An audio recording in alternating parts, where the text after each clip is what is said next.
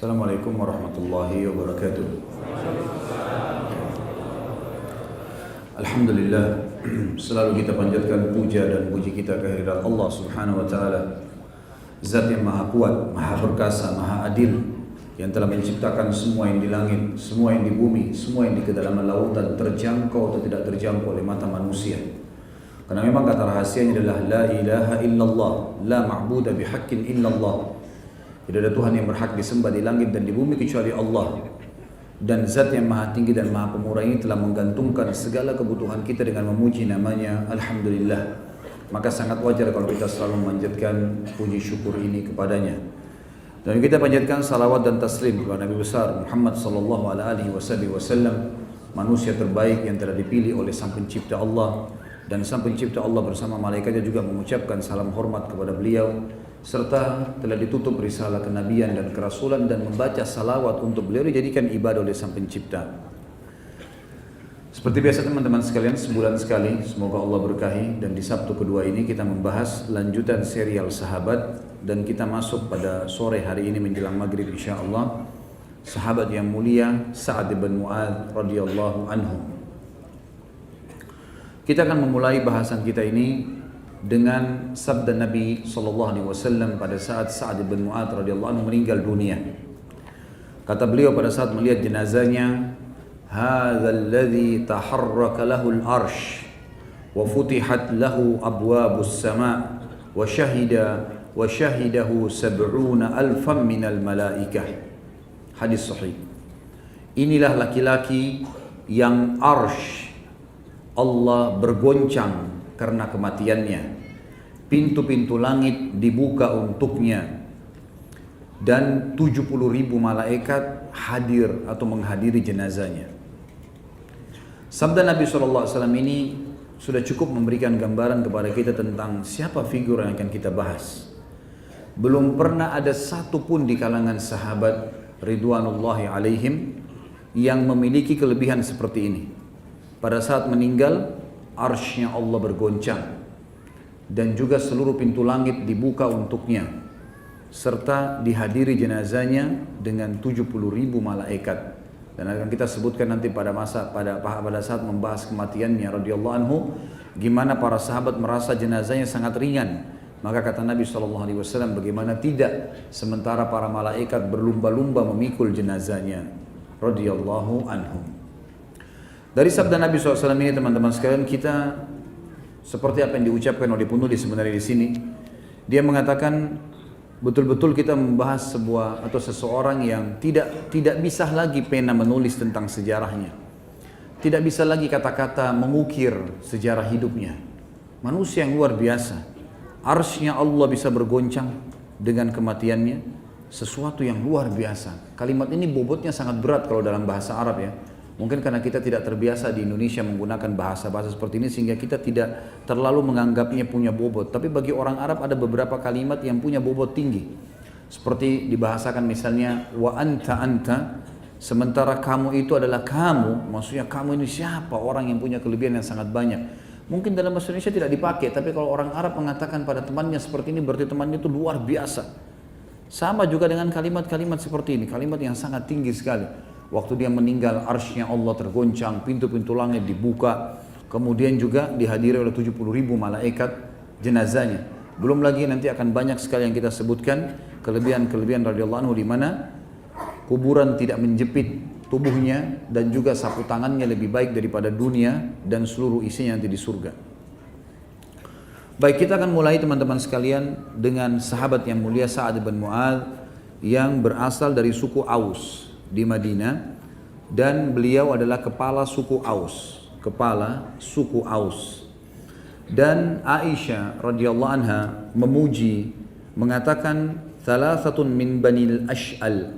Ash'al adalah istilah bagi suku Aus dan Khazraj, atau lebih dekat suku Aus sendiri.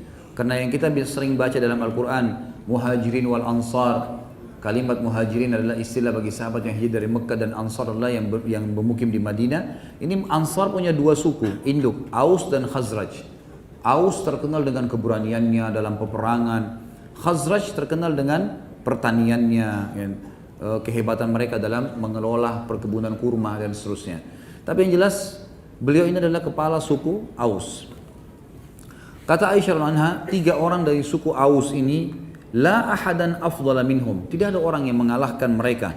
Tentu informasi dari Aisyah radhiyallahu anha ini adalah dari Nabi sallallahu alaihi wasallam. Karena Aisyah menyampaikan kepada umat tentang apa yang Nabi sampaikan kepada beliau dan beliau sampaikan kepada kita tentang kedudukan 3 orang ini.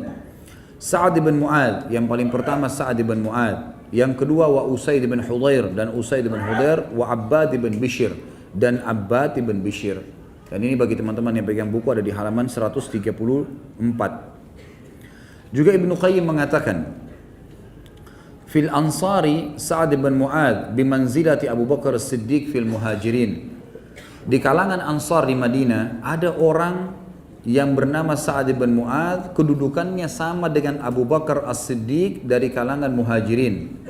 Sabun nasu lahu la yadurru jihadu. Semua cacian orang terhadapnya tidak akan berpengaruh dan mengubah jihadnya di jalan Allah.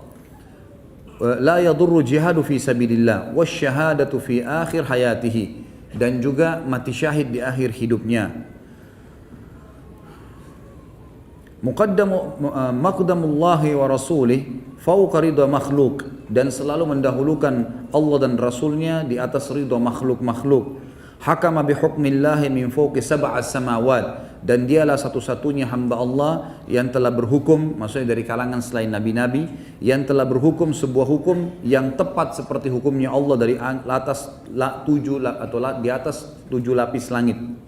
Wa Jibril nazala liyukhbira am mautihi, dan begitu pula Jibril turun untuk memberitahukan kepada Nabi SAW tentang kematiannya. Walidha taharlaka lahul arsh, dan karena itulah arshnya Allah bergoncang karenanya.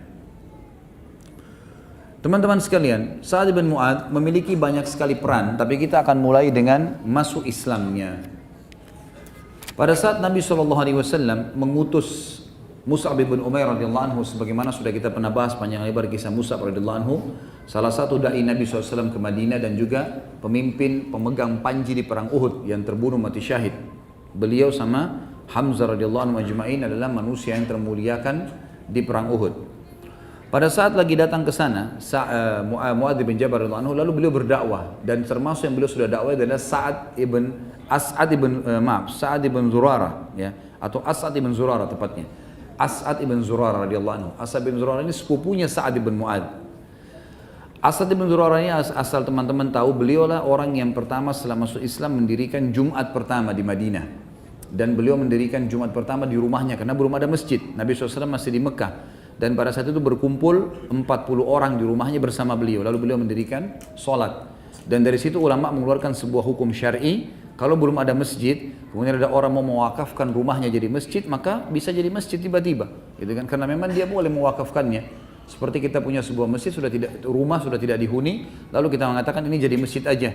Diniatkan begitu karena Allah, lalu dijadikan sebagai tempat sholat 5 waktu, dikumandangkan azan, maka menjadi hukum masjid. Walaupun dari awal belum diganti menjadi masjid, karena terambil atau salah satunya hukumnya diambil dari perilaku As'ad bin Zurarah radhiyallahu anhu. As'ad bin Zurarah ini masuk Islam di tangan Mus'ab bin Umair, kemudian dia mendirikan Jumat pertama 40 orang, tetapi yang perlu digarisbawahi, ulama meluruskan tentang pemahaman sebagian orang mengatakan kalau Jumat syaratnya harus 40 orang, karena As'ad bin Zurarah melakukannya 40 orang. Padahal ulama hadis membahas mengatakan 40 orang itu karena pada saat itu memang cuma 40 orang yang ikut Jumat. Ya, sementara pendapat yang kuat Jumat itu bisa dilakukan walaupun bersama 2 orang saja, hukum sholat berjamaah. Tentu ini pendapat, ya, ini pendapat di antara ulama. Kalau ada yang mengatakan memang tetap berpegang pada 40 orang, itu adalah hak mereka, gitu kan? Tetapi di sini kita menyampaikan khilaf di antara para ulama. Baik, Ibnu Ishaq meriwayatkan bahwa As'ad bin Zurarah membawa Mus'ab bin Umair ke kampung Bani Abdil Ash'al atau suku Aus tadi, dan juga kampung Bani Zafar. Ya. Sa'ad bin Mu'adz adalah sepupu As'ad bin Zurarah. Kemudian As'ad pun mengajak Mus'ab masuk ke dalam kebun milik Bani Zafar. Kemudian di sana ada sebuah sumur namanya Marak. Terjadilah dialog antara Mus'ab bin Umair radhiyallahu anhu, dai Nabi sallallahu alaihi wasallam, yang didampingi oleh As'ad bin Zurarah dengan orang-orang suku Ash'al ini. Gak lama kemudian cukup banyak sekali di antara mereka yang tertarik dengan dakwah Mus'ab karena Mus'ab menyampaikan agar mereka tidak menyekutukan Allah, memperkenalkan siapa itu Allah, bagaimana Rasulullah SAW sudah jelas disebutkan dalam Taurat dan Injil, ciri-cirinya seperti ini dan dia telah membawa kebenaran, inilah ajarannya. Waktu itu ada dua suku, kepimpinan suku Ash'al atau Aus, Sa'ad bin Mu'ad yang akan jadi tokoh kita ini dengan Usaid bin Khudair. Sa'ad bin Mu'ad berkata kepada Usaid, wahai Usaid, karena Usaid wakilnya, wahai Usaid, sungguh celaka kita kalau kita membiarkan orang itu, maksudnya Mus'ab bin Umair, datang lalu mempengaruhi suku kita kepada ajaran agama yang baru yang kita belum tahu sama sekali. Pergilah dan hardiklah keduanya, berhentikan si Mus'ab bin Umair dan sepupu saya sendiri yang bernama Asad bin Zurara. Kalau bukan karena saya punya hubungan kerabat dengan Asad, maka saya otomatis akan menghukumnya langsung. Maka Usaid bin Khudair pun mengambil tombak kecilnya, kemudian dia pun datang ke sana. Begitu masuk ke dalam sumur tadi, sumur Marak itu, di sekitar situ mereka duduk dan Mus'ab lagi menyampaikan tentang agama Allah yang dibawa oleh Rasulullah SAW. Maka berkatalah Usaid dari jauh, wahai kalian, ditunjuklah kepada Mus'ab dan As'ad, apakah kalian tidak takut dan tidak malu membawa ajaran yang tidak jelas kepada kami, kemudian mengajak kaum kami tanpa izin kami? Kalau kalian tidak berhenti, maka saya akan menghukum kalian. Maksudnya dia akan membunuh Mus'ab dan As'ad. Maka kata As'ad bin Zurara, bisik kepada Mus'ab, hai Mus'ab, ini salah satu pimpinan suku Ash'al, suku Aus nih. Kalau dia bisa terpengaruh denganmu, maka di belakangnya banyak sukunya. Kata Mus'ab, dan ini pelajaran nanti kita akan ambil dalam pelajaran-pelajaran kita, bagaimana da'i itu sangat hikmah, hakim, ya bijaksana dalam menyampaikan dakwah dan sabar, serta dia tidak tergesa-gesa. Maka dia mengatakan, Mus'ab mengatakan kepada Usaid, wahai Usaid, bagaimana kalau seandainya kau duduk dulu dengar apa yang saya sampaikan. Kalau yang saya sampaikan menarik buat kamu, maka ambillah, karena kebenaran, sebuah informasi. Tapi kalau seandainya yang saya sampaikan sesuatu yang buruk menurut kamu, ya sudah, kamu bisa tolak. Dan saya pun akan berhenti, tidak akan tinggal di kota ini. Maka kata Usaid, pilihan yang bijaksana. Baiklah, ditancapkan tombaknya, kemudian dia duduk sambil mendengar.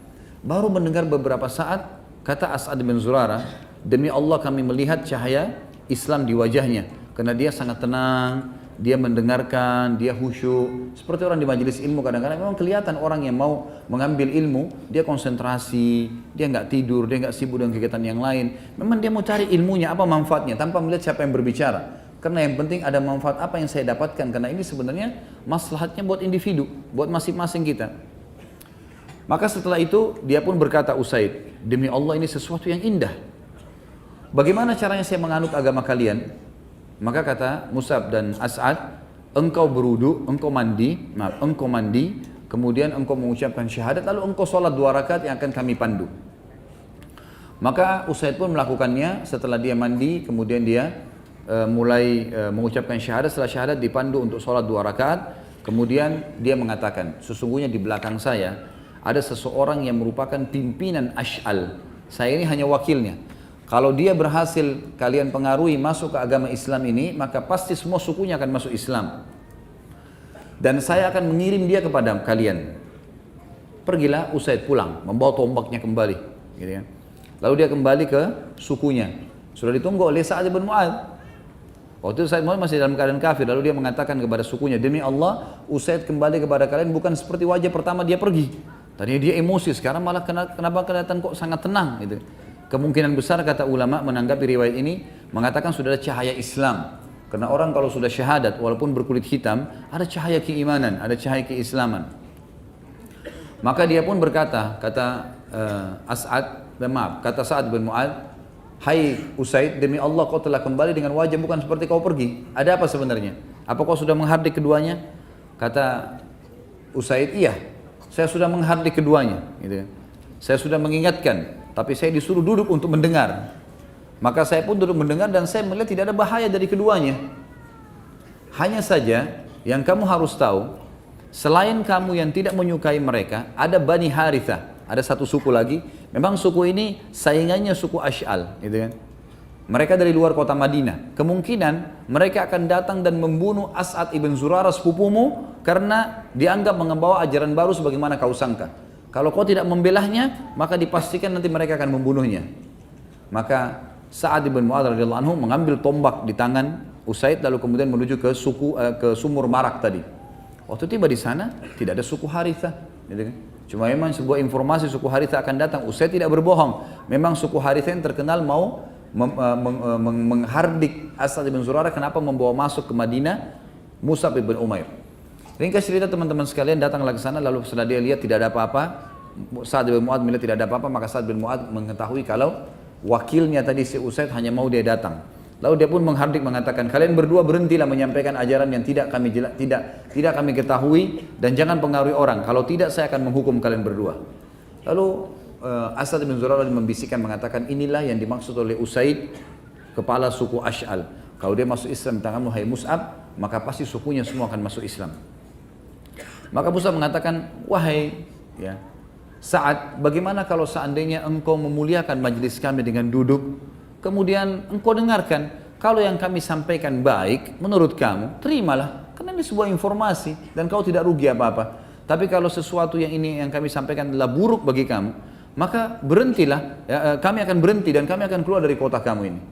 Maka kata Sa'ad, sungguh pendapat yang bijaksana. Baiklah, ditancapkan tombaknya lalu dia dengar. Sama kejadian sama Usaid tadi, baru beberapa saat saja dia duduk, kata Asad bin Zurarah, demi Allah kami melihat keislaman di wajahnya. Lalu dia pun bertanya bagaimana caranya untuk menganut agama ini. Maka dipandulah oleh Mus'ab dan Asad mengatakan, engkau mandi kemudian engkau mengucapkan syahadat lalu engkau sholat 2 rakaat yang akan kami pandu. Lalu dia pun melakukannya.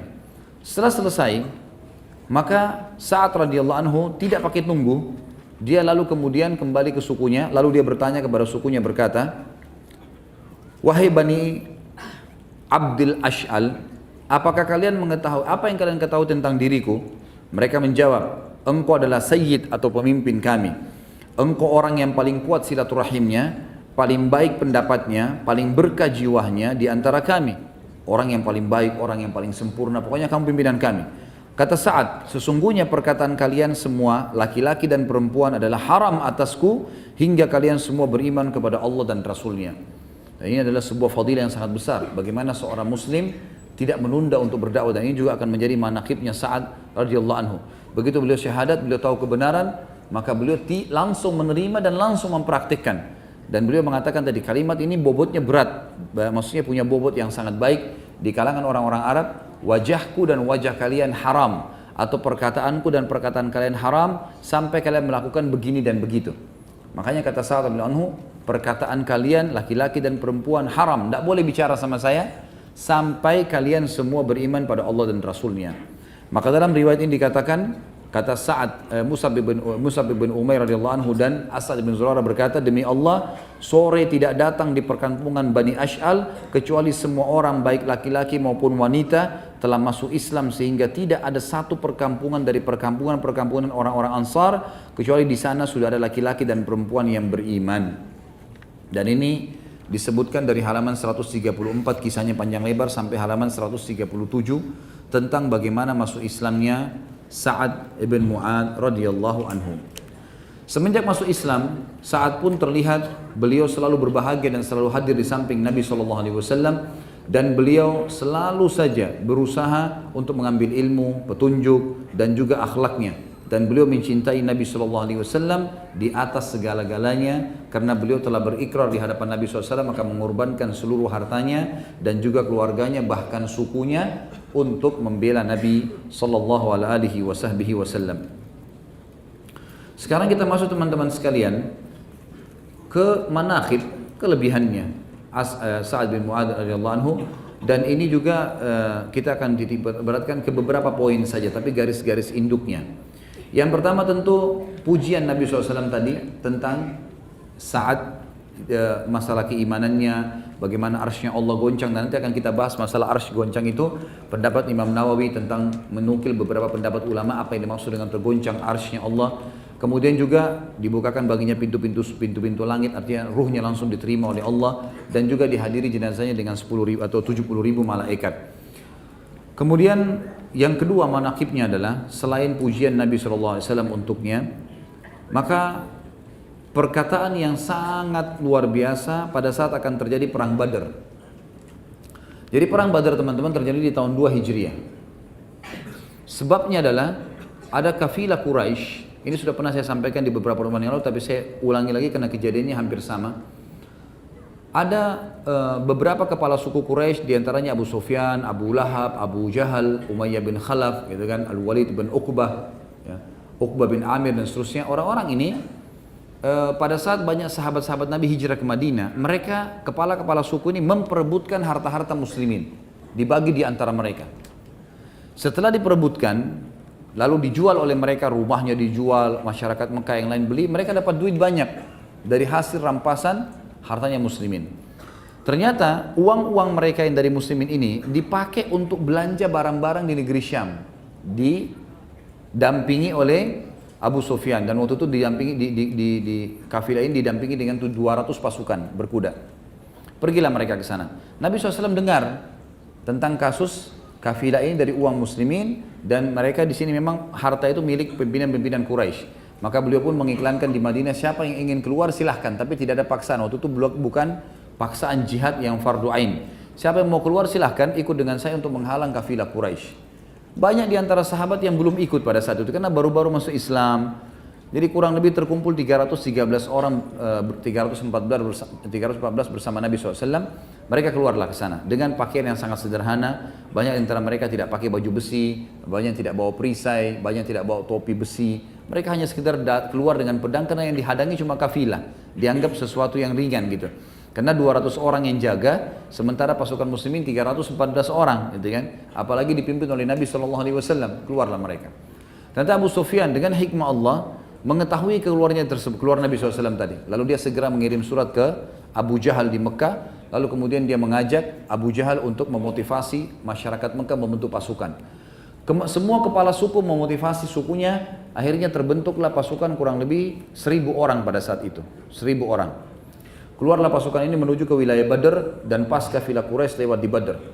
Jadi kalau saya gambarkan posisinya, ada sebuah gunung di Badr itu. Kalau yang lebih dekat dengan Madinah namanya Udwatid Dunya, kalau yang lebih jauh dari Madinah di sebelah gunung itu namanya Udwatil Quswa, gitu kan.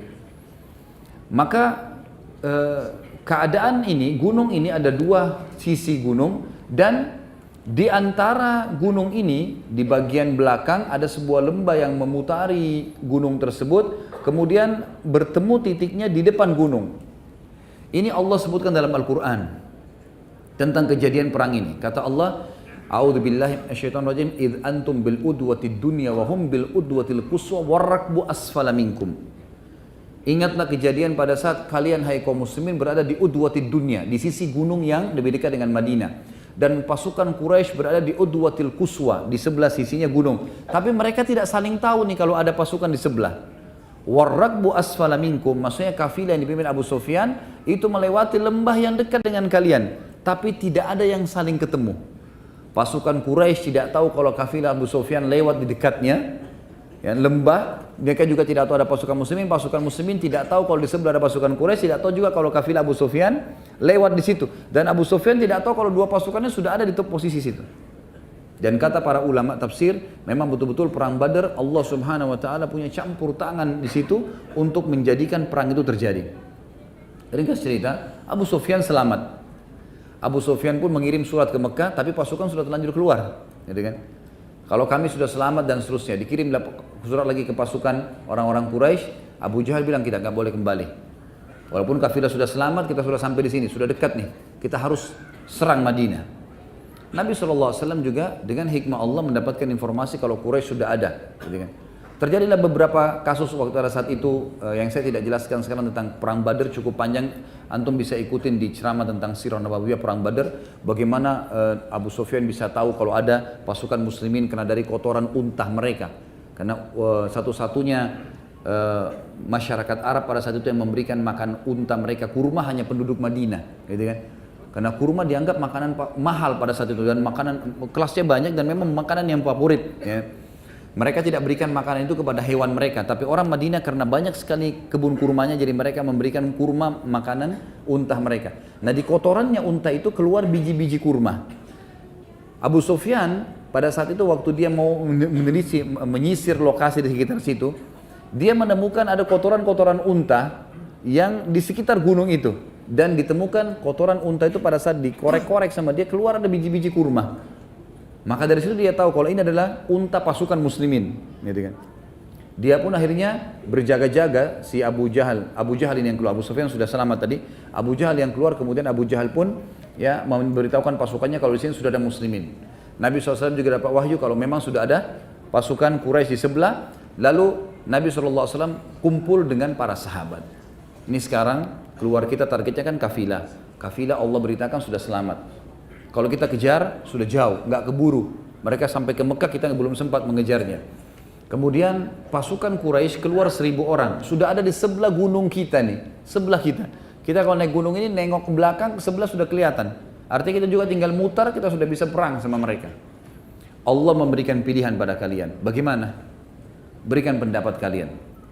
Maka pada saat Nabi SAW menyampaikan masalah itu, berdirilah Abu Bakar radhiyallahu anhu mengatakan, ya Rasulullah, kami ini beriman kepada Anda dalam segala hal, suka dan duka.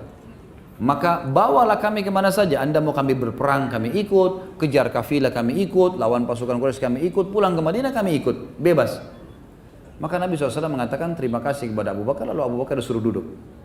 Bagaimana pendapat kalian? Kata Nabi SAW. Umar lagi berdiri, mengucapkan kalimat yang sama dengan Abu Bakar. Kalimat motivasi yang, ya Rasulullah, bawa kemana saja kami siap. Kata Nabi SAW, baik, terima kasih. Suruh duduk Umar. Kemudian Nabi SAW tanya lagi, hai muslimin, berikan pendapat. Berdiri lagi Mikdad. Ini semua sahabat-sahabat yang mulia. Mikdad mengatakan juga kalimat yang sama. Nabi SAW masih saja, karena ini semua orang-orang ini dari orang muhajirin. Orang muhajirin wajar mau melawan. Kenapa? Karena memang ini musuh mereka dari Mekah. Secara kejiwaan begitu.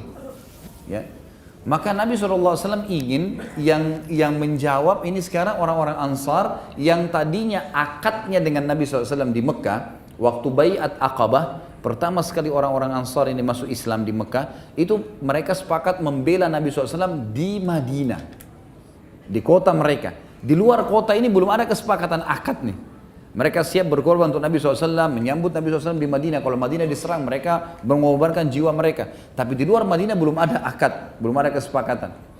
Maka Nabi SAW mengatakan, hai muslimin, hai manusia, berikan pendapat.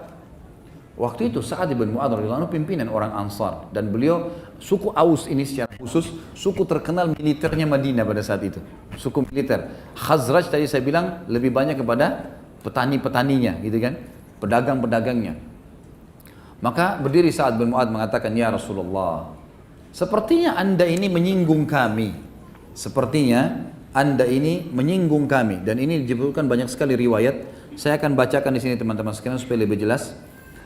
Maka Sa'ad bin Mu'adz pun pemegang panji orang-orang Ansar sekaligus panglima mereka mengerti maksud Nabi SAW. Maka dia berkata, demi Allah, sepertinya anda menginginkan kami wahai utusan Allah. Nabi SAW mengatakan, benar. Ini gak gampang. Orang dari Madinah tidak ada hubungannya sama harta, tidak ada hubungannya sama orang-orang Mekah, terus kemudian disuruh perang. Apalagi masih awal-awal Islam, ini baru tahun 2 Hijriah. Baru 1 tahun yang lalu isinya Nabi SAW masuk ke Madinah, gitu kan. Maka beliau mengatakan, kami telah beriman kepada anda, kami bersaksi bahwasanya apa yang anda bawa adalah kebenaran. Kami telah memberikan anda janji dan ikrar kami untuk mendengar dan mematuhi. Maka majulah wahai utusan Allah karena apa yang anda kepada apa yang anda inginkan. Demi Zat yang telah mengutus anda dengan kebenaran, seandainya anda membawa kami ke lautan lalu anda menyeberanginya, niscaya kami akan menyeberangi bersama anda. Tidak seorang pun dari kami akan tertinggal. Kami tidak takut jika esok hari bertemu dengan musuh kami. Kami adalah orang-orang yang sabar pada saat perang dan teguh di medan laga. Semoga Allah memperlihatkan apa yang menenangkan anda. Maka bergeraklah bersama kami di atas keberkahan dari Allah. Jadi tentu pola bicaranya bukan seperti ini ya.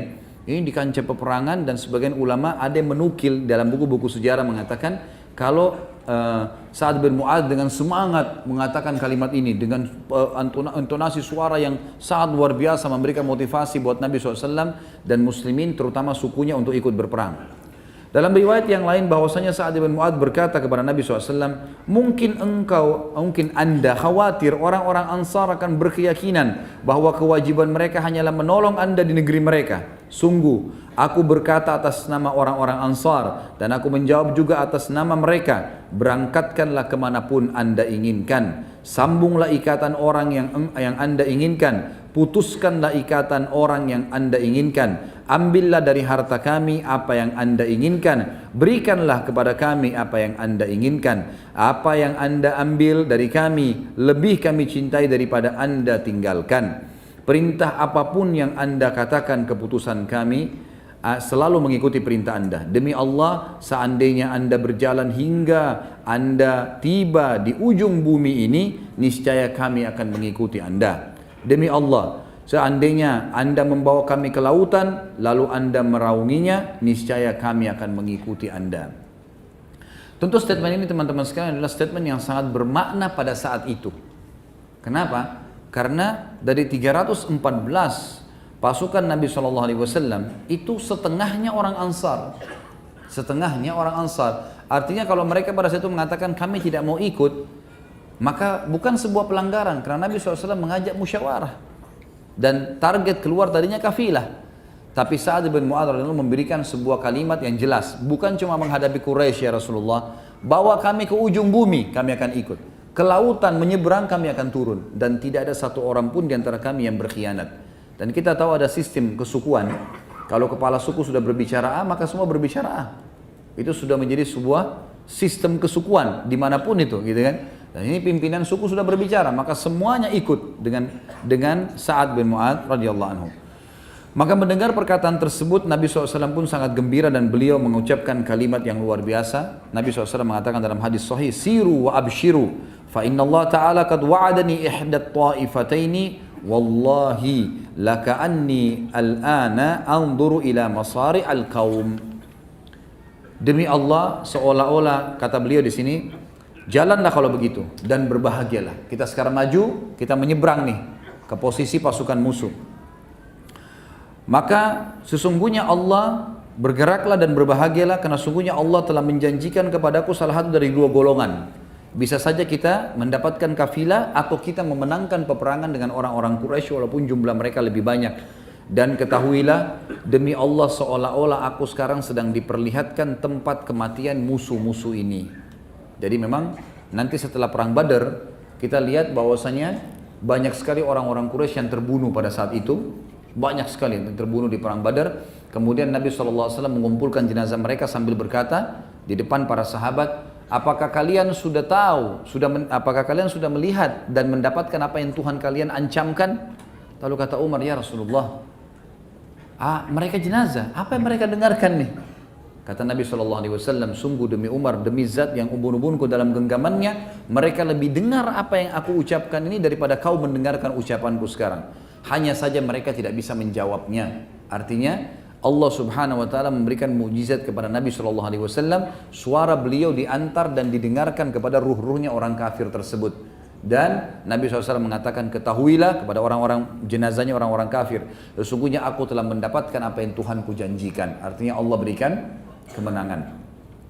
Tapi saksi bahasan kita di sini, kita tidak bicara masalah kiprah peperangan karena tidak dinukil dalam buku kita dan buku-buku yang lain tentang pengaruh atau peperangan secara khusus Sa'ad bin Mu'adz di kancah peperangan. Tapi kalau masih ingat, tentu banyak sekali di antara suku-suku beliau yang berpengaruh sekali dalam peperangan. Seperti di perang Badar yang menyebabkan Abu Jahal terbunuh adalah dua orang anaknya Afra, gitu kan? Mu'adz dan Mu'awwidh radhiyallahu anhu ajma'in. Ini dari suku Ash'al memang.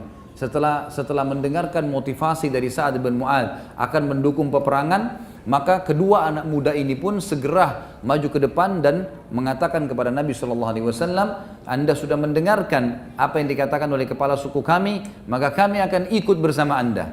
Lalu Nabi SAW pun menggerakkan pasukan. Dan pada saat terjadi peperangan atau terjadi kecamuk peperangan, maka Mu'adz dengan Mu'awwidh ini yang mengatakan kepada Abdurrahman bin Auf, saya pernah sampaikan kisah ini di kisah Abdurrahman bin Auf, wahai paman, mana Abu Jahal? Ditanya, kenapa kalian tanya? Karena dia dulu paling banyak menyakiti Nabi SAW. Kami ingin membunuhnya. Yang satu mengatakan saya ingin membunuhnya, yang satu juga mengatakan saya ingin Mu'ad dan Mu'awid. Lalu dua-duanya lalu menyerang Abu Jahal pada saat itu. Dan ini dari suku Ash'al itu sendiri. Baik, selanjutnya perkataan di Badar ini juga dinukil oleh para ulama, dan dalam buku kita juga ini dinukil tentang bagaimana prinsip dasar dan perkataan yang sangat kokoh dari Sa'ad bin Mu'adz radhiyallahu anhu dalam mempertahankan agama Allah. Di antaranya terjadi pada saat kisah dengan suku Ghatafan, ya, suku Ghatafan yang bergabung di perang Ahzab. Itu bisa dilihat di halaman 140 sampai 151. Tentu ini panjang, tapi saya akan bahasakan, sampaikan kepada anda, kepada antum insyaallah. Baik,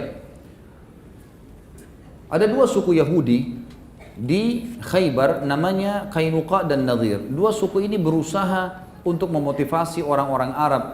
Ada lebih dari 20 suku Arab pada saat itu untuk memerangi Madinah. Berhasil mereka, dan mereka menunjuk Quraisy untuk jadi pemimpin dan Abu Sufyan jadi pimpinannya. Terjadilah perang Ahzab namanya. Surah nomor 33 dalam Al-Quran. Ahzab jamak daripada hizb yang berarti kelompok-kelompok gitu kan. Salah satu dari 20 suku Arab yang bergabung, ada satu suku namanya Ghatafan. Ghatafan ini suku dipimpin oleh orang yang sangat bodoh. Sampai kata Nabi SAW, pimpinan mereka ini adalah orang yang sangat bodoh. Ya. Orang yang sangat bodoh tapi dia selalu dipatuhi. Dan suku ini dipimpin oleh Uyainah bin Hasan namanya. Uyainah bin Hasan dan Al-Harith bin Auf. Uyainah ini orang yang bodoh sekali. Sampai kata Nabi SAW, Ghabiyyu muta'. Ghabi ini orang yang bodoh sekali tapi selalu dipatuhi. Yang akan mengangkat 10.000 pedang di belakangnya. Waktu bergabung dengan pasukan Ahzab, Ghatafan ini mendominasi. Dari 10.000 pasukan yang bergabung di Ahzab, 4.000 dari Ghatafan. Suku-suku lain ini 20 suku ini semuanya terpecah di 6.000-nya. Jadi mereka sangat besar. Maka Nabi SAW mengirim informasi di malam hari. Ada sahabat yang turun dari Khandak, dari parit, kemudian mendatangi suku Ghatafan ini diam-diam. Lalu menemui Uyainah bin Hasan dan juga tadi salah satunya Al-Harith bin Auf. Lalu dia mengatakan, Rasulullah SAW ingin bertemu kalian, mau negosiasi, mau ketemu nggak? Oke, mau. Baik, diturunkanlah tangga, pada saat itu dibuat dari tali. Kemudian mereka turun malam hari, mengindap-indap, kemudian sampai masuk ke Madinah. Lalu Nabi SAW temui mereka. Nabi SAW negosiasi. Kata Nabi SAW, di depan dua orang pimpinan Ansar, Sa'ad ibn Mu'adz yang pimpinan Aus ini, dan ada Sa'ad ibn Ubadah, ini pimpinan suku Khazraj. Orang-orang tadi perkebunan, orang-orang perkebunan ini pimpinannya. Dua-duanya. Lalu kata Nabi SAW, wahai Uyainah, pulanglah, bawa pasukanmu yang 4.000 itu, tidak usah ikut-ikutan menyerang Madinah, dan kami akan memberikan untukmu sepertiga dari hasil Madinah. Hasil Madinah kami berikan kepada kamu, sepertiganya. Kalau kami panen kurma, kami akan berikan kepada kamu. Peternakannya juga begitu, sepertiganya. Negosiasi, gitu kan? Silakan kamu ambil, tapi syaratnya kamu bubar, jangan ikut di sini. Pada saat itu Uyainah, karena dia orangnya sangat tamak, dia mengatakan tidak, saya nggak mau. Saya akan bergabung dengan pasukan Quraisy. Gitu. Saya akan merebut Madinah. Kamu tidak punya kekuatan. Nabi SAW sempat mengatakan, bagaimana kalau setengah Madinah? Setengah Madinah kau ambil, gitu kan? Yang penting kamu bubar. Dia bilang tidak, saya nggak mau, gitu kan? Kalaupun saya mau ambil, maka saya akan ambil seluruh hasil Madinah. Maka Nabi SAW pada saat itu merasa orang ini luar biasa tamaknya. Beliau pun menghadap kepada Sa'ad ibn Mu'adz dan Sa'ad ibn Ubadah, dua-dua orang ini, dua pimpinan Ansar ini. Bagaimana pendapat kalian? Sa'ad ibn Ubadah tahu kalau pimpinan perang di Madinah adalah Sa'ad ibn Mu'adz. Jadi dia tidak bicara, dia kepala suku Khazraj, banyak petani, pengebun gitu kan. Lalu dia bilang, silakan Sa'ad ibn Mu'adz sampaikan. Maka beliau pun berkata pada saat itu, Sa'ad ibn Mu'adz berkata, wahai Rasulullah, dulu, maksudnya sebelum masuk Islam, suku Ghatafan ini sama-sama kami dalam kemusyrikan. Depannya Uyainah dan Al-Harith, dua-dua pimpinannya. Ini dua orang ini, dan sukunya dulu Ghatafan ini, dulu sama-sama kami di masa jahiliyah. Mereka sama sekali tidak pernah bisa makan sebutir kurma pun dari Madinah, sebutir kurma dari Madinah, kecuali menjadi tamu kami atau beli, transaksi jual beli. Dulu di zaman jahiliyah. Mereka tidak berani sama sekali menyerang Madinah dan tidak pernah bisa mengambil satu butir kurma dari Madinah kecuali jadi tamu, maksudnya terhormat, datang, dilayani, atau transaksi jual beli. Bagaimana setelah kami beriman kepada anda, Allah mengutus kepada anda kepada kami telah beriman kepada Allah dan Rasulnya, dan kami telah meyakini tentang kebenaran Islam, dan anda membimbing kami, lalu kami mau memberikan harta kami kepada mereka, maka kami tidak perlu itu semua. Demi Allah, kami tidak akan memberikan apapun kepada mereka kecuali pedang, sehingga Allah menetapkan di antara kami dengan mereka. Dalam riwayat lain dikatakan, Sa'ad bin Mu'adz sempat berkata, ya Rasulullah, saya ingin tanya, apakah yang anda sampaikan negosiasi sama Ghatafan ini wahyu dari langit sehingga kami batu dan kami tidak punya pilihan lain, atau memang sebenarnya strategi perang yang anda sampaikan? Ini adabnya. Sa'ad bin Mu'adz tanya dulu dalam riwayatnya, ini yang benar, ini yang riwayat yang lebih kuat. Maka kata Nabi SAW, strategi perang, ini bukan wahyu. Maka kata Sa'ad bin Mu'adz, kalau begitu ya Rasulullah, izinkanlah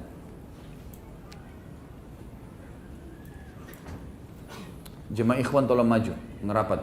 Ada penyampaian dari panitia, tolong merapat, lebih rapat tolong. Karena di belakang sudah penuh, silakan ke depan dulu. Ya, bisa merapat ke kiri kanan. Dan di daerah gorden, pemisah hijabnya jangan disandarin kalau ada yang sampai ke sana. Jangan sampai gordennya jatuh ke tempat akhwatnya. Baik, merapat. Jazakumullah khair.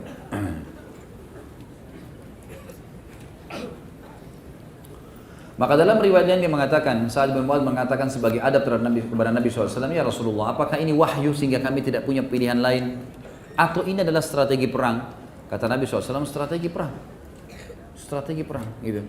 Maka kata Sa'ad bin Mu'adz, kalau begitu ya Rasulullah, ketahuilah, suku Ghatafan ini di depan pimpinannya, dan dua orang ini, ditunjuk dua orang pimpinan mereka, gitu kan, yang sudah pakai baju perang, yang memang menganggap mereka akan menang karena 10.000 orang akan menyerang Madinah, dan 10.000 semua penunggang kuda. Kalau kita sekarang 10.000 tank, gitu kan.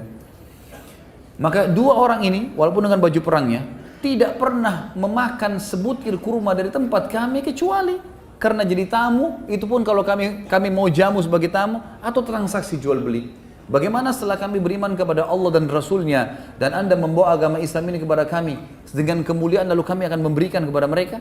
Demi Allah ya Rasulullah, kalau ini strategi perang, kami tidak akan memberikan kepada mereka satu butir kurma, bukan setengah penghasilan Madinah, satu butir kurma kami tidak akan kasih. Dan antara kami dengan mereka, ditunjuk dua orang itu pimpinannya, hanya pedang ya Rasulullah, nggak ada lagi main-main. Walaupun Madinah waktu itu terdesak sekali ya. Kondisi perang Ahzab, teman-teman, kalau antum ikuti ceramah di YouTube tentang perang Ahzab, panjang lebar saya ceritain tentang ayat-ayat yang turun dan segalanya. Itu kondisinya Madinah mencekam sekali pada saat itu. Karena pasukan Ahzab sudah sampai di kota Madinah. Dan kalau posisinya, kalau sekarang kota Madinah, itu pasukan Ahzab sudah dalam Madinah. Karena lokasi perang Khandak itu sebenarnya berada di kota Madinah. Berada di kota Madinah, mereka sudah sampai ke dalam. Dan ini tinggal parit dan beberapa gunung-gunung yang membentengi Madinah saja, gitu kan. Dengan hikmah Allah terjadi kemenangan pada saat itu. Jadi memang mencekam sekali. Sampai Umar mengatakan radhiyallahu anhu, kami pada saat orang-orang Quraisy lagi menyerang, pernah, karena mereka mengepung selama 43 hari, 45 hari. Mereka mengepung Madinah. Itu pernah satu hari karena mereka kecewa beberapa hari, sampai puluhan hari mereka tidak bisa masuk. Satu hari pernah mereka menyuruh kuda-kuda mereka untuk menyentakkan kaki-kakinya di pinggir parit, sehingga tanahnya pada merosot semua ke dalam, gitu kan. Karena kan dalamnya 7 meter, lebarnya sekitar 15 meter, besar sekali khandaknya. Maka mereka buat itu, 10.000 kuda, semua secara serentak menggetak-gentakan kaki mereka sehingga berjatuhanlah tanah, sehingga menutupin parit itu. Kata Umar, kami pun sibuk menolak mereka, menolak musuh itu, sambil melemparin dengan batu, melemparin dengan panah, melemparin dengan tombak, dari pagi sampai malam. Ya, dari pagi sampai malam. Sampai seseorang di antara kami hanya berhenti sholat, lalu kembali lagi melawan orang-orang Quraisy, gitu kan. Dan pada saat itu Umar bin Khattab mengatakan, saya belum sholat asar kecuali beberapa saat sebelum maghrib. Lalu setelah selesai, pas malam, Quraisy akhirnya sudah keletihan, mereka berhenti. Tapi tanah-tanah parit sudah banyak yang masuk di parit itu kan. Dan ini keesokan paginya pasukan Quraisy sudah bisa menyerang Madinah karena sudah sulit untuk dikeluarkan lagi tanahnya kan. Malam itulah Allah datangkan badai yang dingin. Yang jelas pada saat itu sulit sekali mencekam kota Madinah. Semua laki-laki tidak boleh pulang ke rumahnya. Nabi SAW instruksikan semua laki-laki tidak boleh tinggal kecuali orang yang tua atau sakit. Semua harus ada di parit. Dan kalau meja ini kita ibaratkan Madinah, maka Quraisy di tempat posisi antum ini ujung meja ini adalah paritnya, gitu. Jadi sudah depan mata ini parit sudah tertutup maka bisa masuk. Ini sudah kota di tengah-tengah kota. Semua wanita dan anak-anak kecil serta orang tua sudah ditaruh di satu benteng dan ini benteng di paling belakang kota Madinah. Di sebelahnya suku Quraidah. Nanti akan kita jelaskan masalah suku Quraidah karena perannya Sa'ad bin Mu'adz di dua, suku Ghatafan dan suku Quraidah. Yang jelas pada saat itu teman-teman semua sangat mencekam dan Nabi SAW negosiasi bukan karena Nabi pengecut, tapi Nabi SAW melakukan strategi perang. Artinya kalau bisa nego dikasih, ya dikasih nego, gitu kan?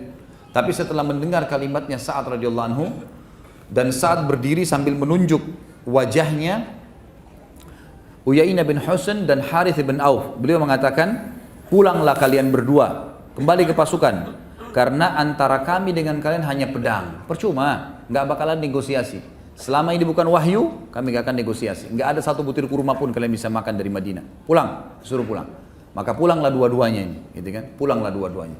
Baik, pada saat itu teman-teman sekalian, pendapat yang disampaikan oleh Sa'ad bin Mu'adz ini pendapat yang betul-betul luar biasa. Artinya Uyainah bin Husain ini pada saat kembali dan dia bahasakan itu kepada orang-orang Quraisy bisa tambah yakin kalau memang perang saja, nggak ada negosiasi, gitu kan? Apalagi ini 4.000 pasukan mendominasi 40%-nya. Ala kulli hal, pada saat itu akhirnya kembali mereka semuanya, kembali. Dan ulama mengatakan ini betul-betul jiwa kesatria, di mana keberanian, kepahlawanan, dan penolakan untuk terhina dari diri Sa'ad bin Mu'adz radhiyallahu anhu. Dan ulama hampir seluruhnya mengatakan dari statement-statement yang tegas seperti inilah yang membuat Allah Subhanahu wa taala meninggikan derajatnya Sa'ad yang sampai arsy-Nya Allah goncang nanti pada saat dia meninggal. Karena keputusannya selalu mutlak, agama Allah benar-benar salah-salah, selesai, gitu. Sampai mati pun kita tidak akan menyerah. Seperti itulah kurang lebih. Maka pada saat itu pun semuanya kembali, ya, semuanya kembali. Si Uyainah bin Husain kembali, gitu kan, ke pasukannya. Lalu Nabi SAW mengatakan, semoga Allah menjagamu, hai Sa'ad, atas keputusanmu ini dan semoga Allah merahmatimu. Perlu kita garis bawahi teman-teman sekalian, setiap kali Nabi SAW mengucapkan kepada seorang sahabat, semoga Allah merahmatimu, itu berarti kau akan mati. Jadi itu isyarat kalau orang itu akan mati syahid, gitu kan. Maka perkataan ini waktu didengar oleh Sa'ad tersenyum lalu mengatakan alhamdulillah ya Rasulullah wajabat. Artinya itu akan diijabah sama Allah. Itu yang saya mau, mati syahid, gitu kan. Akhirnya pasukan Ahzab kembali, tentunya kita tidak bicara tentang perang Ahzab, dan pada saat itu ada satu namanya Naim bin Mas'ud yang akhirnya malam itu juga waktu Quraisy sudah berhasil menjatuhkan tanah-tanahnya, waktu Ghatafan kembali kan, Ghatafan kembali ini orang-orang Quraisy akhirnya mulai melakukan itu. Ternyata pengaruh mungkin dari Ghatafan ini yang dipermalukan tadi, akhirnya mereka gerakkan Quraisy mulai menyerang dengan kaki-kaki kuda mereka keesokan paginya. Maka besok ini hari ketiganya sudah bisa diserang Madinah. Malam itu dengan hikmah Allah, Nabi SAW berdoa agar diberikan kemenangan dan Allah SWT ijabah. Pada saat itu sangat dingin sekali. Maka ada satu orang Quraisy namanya Naim bin Mas'ud masuk Islam malam itu, pimpinan Quraisy. Entah bagaimana hikmahnya, dia lihat tanah sudah mulai tertimbun di khandak, di parit, dia turun, lalu dia lempar kertas suratnya, kulit binatangnya ke arah kemahnya muslimin, isinya saya ingin bertemu dengan Muhammad. Maka dia turunkan, pamit dengan Nabi SAW, Nabi SAW mengatakan diizinkanlah. Naik dia ke atas. Kenapa Naim? Saya tertarik dengan agama Islam. Asyhadu an la ilaha illallah wa anna Muhammad Rasulullah. Malam itu tuh, yang besok sudah jelas-jelas akan diserang Madinah ini. Ini parit sudah tertimbun. Dan subhanallah hikmahnya, kan besoknya malam itu kan mereka dikalahkan dengan angin kan gitu. Itu besoknya, kalaupun pasukan Quraisy pulang dan muslimin harus menimbun kembali, ini pekerjaan yang lama. Tapi hikmahnya waktu mereka sentakkan dengan kuda mereka dan parit sudah tertutup, mereka muslimin tidak perlu nimbun lagi paritnya, gitu. Sudah tertimbun dengan sendirinya gitu. Ya. Naim masuk ke sana langsung syahadat. Kata Nabi SAW, apa yang membuat masuk Islam, hai Naim? Ini dia keluar dengan baju perangnya dari Mekah mau nyerang Madinah. Dan orang Quraisy akan mendapatkan 40% dari hasil Madinah. Kalau nanti menang, Quraisy karena dia pemimpin, dia akan ambil 40%, sisanya dibagi untuk suku-suku lain. Pokoknya Madinah dipecah-pecah lah. Naim bilang, saya tertarik. Rupanya dia selama di Ahzab, di kemahnya itu sering dengar tilawah Al-Qur'annya sahabat kalau malam. Mereka melihat bagaimana sabarnya, hikmah ilahi, dapat hidayah dia. Baik, dia masuk ke sana syahadat. Lalu dia mengatakan, ya Rasulullah, jangan ragukan keislaman saya. Anda tahu siapa saya? Pimpinan Quraisy ini, kepala-kepala suku teman-teman, aib besar kalau mereka bohong. Walaupun dalam peperangan, mereka tidak mau bohong, gitu kan? Anda sudah tahu siapa saya. Ini bukan kedustaan, saya masuk Islam benar-benar. Perintahkan kepada saya apa saja, saya siap lakukan. Kata Nabi SAW, hai Naim, kau satu orang, gitu kan? Tapi kalau kau mau, kacaukan mereka. Kata Nabi SAW, kacauin mereka, silahkan, buat apa saja. Ya Rasulullah, tapi kalau begitu saya harus berbohong nih. Saya kalau kacauin mereka nih, ada yang harus saya lakukan. Saya harus memutar balik fakta. Kata Nabi SAW, peperangan, silahkan. Kan kita sudah tahu hadis Nabi kan, ada 3 hal yang boleh berbohong. Tapi bohongnya ini memang untuk strategi perang, bukan bohong yang seperti negatif biasa orang lakukan. Maka Naim pun kembali ke pasukan Quraisy, dia kumpul. Dia bilang, ayo kumpul semua orang-orang Quraisy, kumpul semua. Kumpul semua lalu dia mengatakan, hai Quraisy. Maaf, dia pertama bukan ke Quraisy. Dia ke suku Quraidah. Jadi kalau ini meja Madinah, ini depan semuanya parit, di ujung parit sebelah sana itu ada bentengnya suku Quraidah, suku Yahudi. Jadi Qainuqa dan Nadir yang sudah diusir dari Madinah, itu yang membentuk pasukan Ahzab dari luar. Ini suku Quraidah di pinggir sana. Ini satu-satunya jalan untuk masuk. Nanti kita akan bahas Quraidah sebentar. Yang jelas teman-teman sekalian, Quraidah ini pintu masuk. Dan besok Quraisy sudah sepakat, ini pasukan lewat parit, ada juga yang lewat bentengnya Quraidah untuk masuk ke Madinah. Jadi besok ini sudah kemenangan. Yang terjadi, Naim datang ke Quraidah. Lalu teriak dari depan, saya mau ketemu pimpinan kalian. Mereka lihat Naim ini orang nomor 2 setelah Abu Sufyan. Jadi Abu Sufyan mati, Naim ini yang pegang pimpinan, gitu kan. Maka si Naim ini kemudian bilang, ketemu sama orang-orang Quraidah. Apakah kalian berpikir, perlu kalian tahu, orang-orang Quraisy ini sudah jenuh. 40 hari lebih tidak pernah berhasil menembus Madinah, gitu kan. Melalui kalian pun besok mungkin bisa berhasil, mungkin tidak. Tapi ketahuilah, kalau Quraisy sempat pulang ke Mekah, pasukan Ahzab bubar, kalian akan habis dibantai sama muslimin. Karena kalian berkhianat. Karena Quraidah ini punya akad, kesepakatan dengan Nabi membela Madinah, tidak akan berkhianat. Karena 2 suku teman mereka, Qainuqa dan Nadir sudah diusir dari Madinah karena berkhianat, kan gitu. Maka kata Naim, kalau kami pulang semua ini, kalian akan habis dibantai oleh muslimin. Gitu. Ini bahaya, kalian tidak akan bisa membela diri. Betul juga, apa saran kamu? Kata orang-orang Quraidah, apa saran kamu? Dia bilang, saran saya, ambil 10 orang Quraisy, minta pimpinan mereka bergabung di pasukan kalian untuk nyerang besok. Supaya kalau Quraisy lari, mereka tidak berani lari karena ada 10 pimpinannya di sini. Kata orang-orang Quraidah, benar juga, baiklah kalau gitu, kita akan lakukan. Naim bilang, baik, saya pamit. Dia keluar, dia nggak nunggu nih, dia keluar, dia kembali ke pasukan Ahzab, ketemu Abu Sufyan. Ada berita penting, ayo kumpul semua.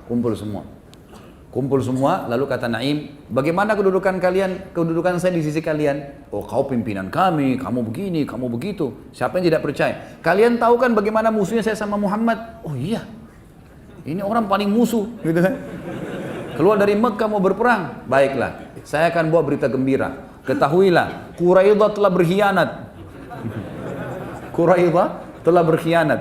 Mereka mau memperbaharui akadnya dengan Muhammad karena mereka takut kalau kalian pergi mereka akan dibantai. Sebagai bukti, mereka sebentar lagi akan datang meminta dari kalian 10 orang pimpinan kalian yang ikut dengan mereka, yang untuk mereka jadikan tumbal, serahkan ke kaum muslimin, kan? Maka Abu Sufyan jeli. Abu Sufyan bilang begini, sebentar dulu Naim, saya akan ke Quraidah, pastikan. Dia jeli, dia nggak mau langsung percaya. Baiklah, kata Naim, silahkan. Pergilah ke sana, pamit, ketemu. Begitu ketemu, Si Quraidah sudah terpengaruh dengan perkataan Naim, Abu Sufyan juga sudah terpengaruh, cuma ini mempertemukan saya. Dengan hikmah Allah, si Abu Sufyan bilang, besok kita akan nyerang ya, ingat pintu gerbang kalian jangan ditahan. Kita udah akan kirim pasukan masuk ke sini, kami juga dari parit gitu kan. Orang-orang Quraidah bilang, sebentar dulu, kalau kami dari dalam benteng kami gampang, kami mudah tinggal keluar buka benteng bisa nyerang. Tapi harus ada dari pasukan kalian yang ikut. Kirimlah kepada kami 10 orang pimpinan kalian yang bergabung di sini, gitu kan. Abu Sufyan bilang, berarti Naim benar nih. Kembali dia, Abu Sufyan kembali. Malam ini bubar, pulang semua, gitu kan. Nggak ada peperangan besok. Quraisy sudah berkhianat, berarti kita cuma lewat parit, gitu kan. Lewat sana nggak bisa, padahal ini memang jembatan langsung masuk ke dalam Madinah kan. Waktu itu pun akhirnya berkumpul dan semua orang sudah bicara, pulang, orang semua berbulan. Ternyata memang orang-orang Quraisy ini sudah sumpah. 45 hari menghubungkan, pada saat Abu Sufyan bilang bubar semua, semuanya bubar, gitu kan. Waktu mereka lagi kemas-kemas, Allah datangkan badai angin yang kencang, sangat dingin, membongkar semua kemah-kemah mereka, hewan-hewan mereka terbongkar, gitu kan. Akhirnya terbongkarlah, mereka pulang semuanya. Waktu mereka pulang, mereka balik semuanya, maka Quraidah pun akhirnya terpengaruh dengan perkataan tadi, kayaknya betul nih. Kita akhirnya sekarang sudah menghadapi muslimin, gitu kan. Keputusannya ada sebentar. Nah, keputusan Quraidah ada di tangan Sa'ad bin Mu'adz. Kita akan jelaskan sebentar, gitu kan. Tapi akhirnya tidak jadi perang Ahzab dan berawal dari masalah tadi kasus Naim bin Ghatafan yang ditolak oleh Sa'ad bin Mu'adz, kemudian terjadilah kasus Naim bin Mas'ud radhiyallahu anhu ajma'in. Baik. Ini yang disebutkan dalam buku kita, tapi sebagian besar kisahnya saya tambahkan supaya lebih jelas. Kemudian juga ada peran yang sangat besar dalam mengambil keputusan untuk suku Quraidah tadi. Suku Quraidah ini teman-teman sekalian, waktu Ahzab sudah bubar semua, sudah selesai peperangan. Mereka punya 700 personil perang. Ini semua prajurit pilihan, 700 orang. Jumlah orang yang ada di benteng itu tidak kurang dari 3.000-4.000 orang. Termasuk perempuan dan anak-anaknya. Maka 700 orang ini memang pasukan khususnya.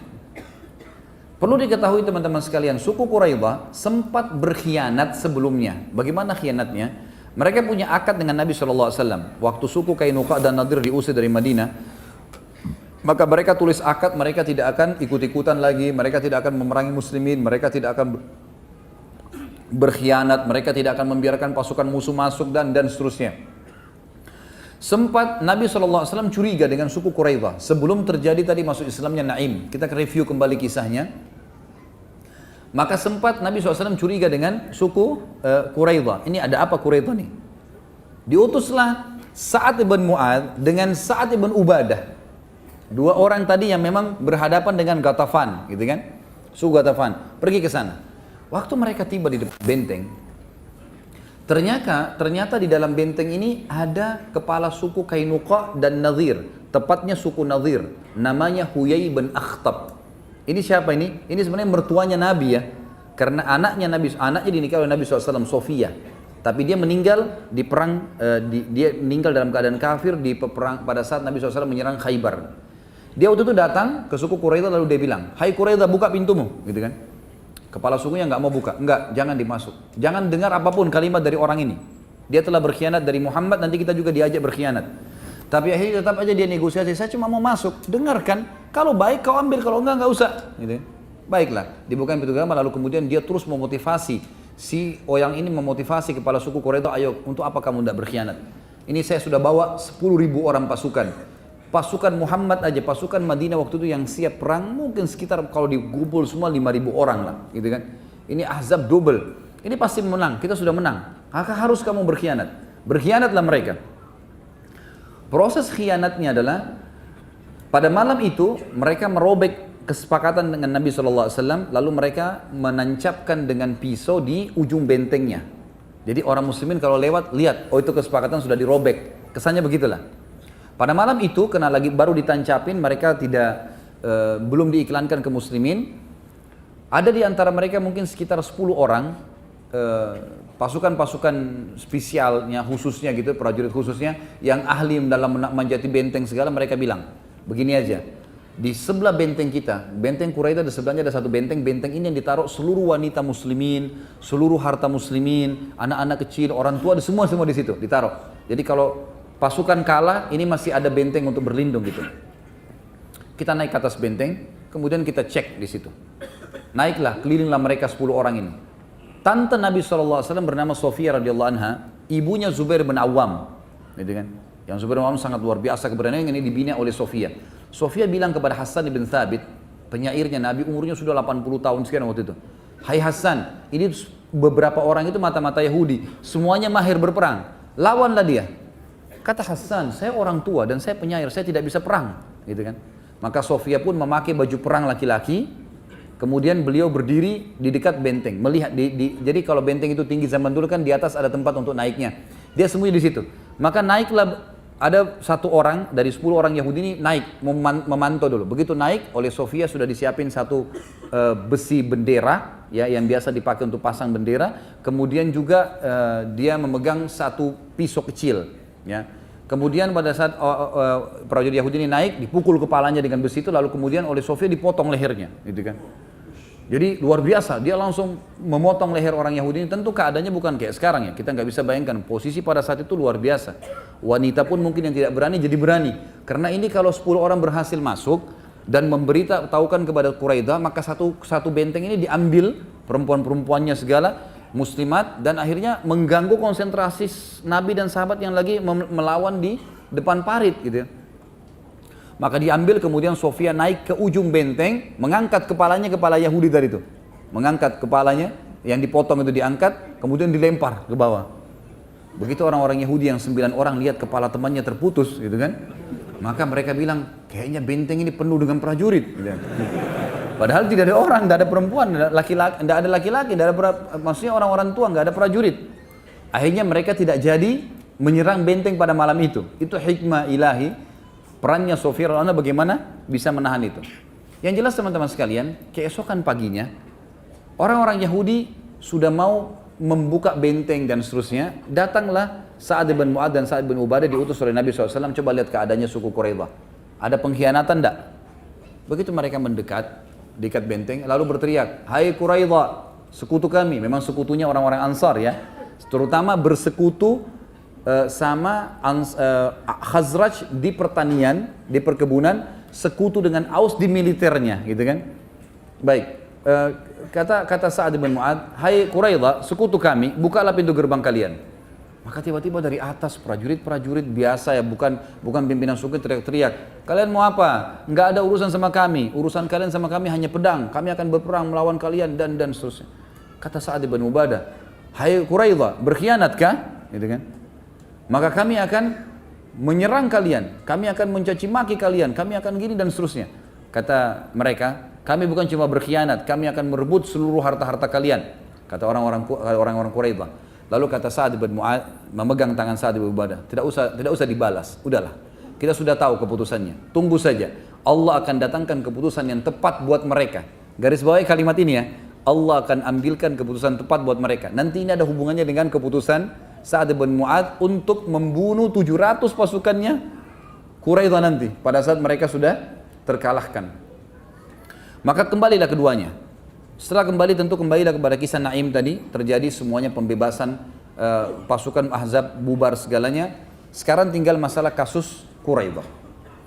Nabi SAW pun langsung pada saat pulang ke rumah beliau SAW setelah Ahzab bubar semua di pagi hari, di waktu duha, semuanya kelihatan dari tepi parit, ternyata sudah bubar semuanya, tidak ada lagi Ahzab, tidak ada pasukan, kemah mereka hancur semua, kendi-kendi mereka pecah. Dia pasukan sudah nggak ada. Maka Nabi SAW pulang ke rumah. Dalam riwayat Bukhari dikatakan Nabi SAW kemudian mandi. Ya.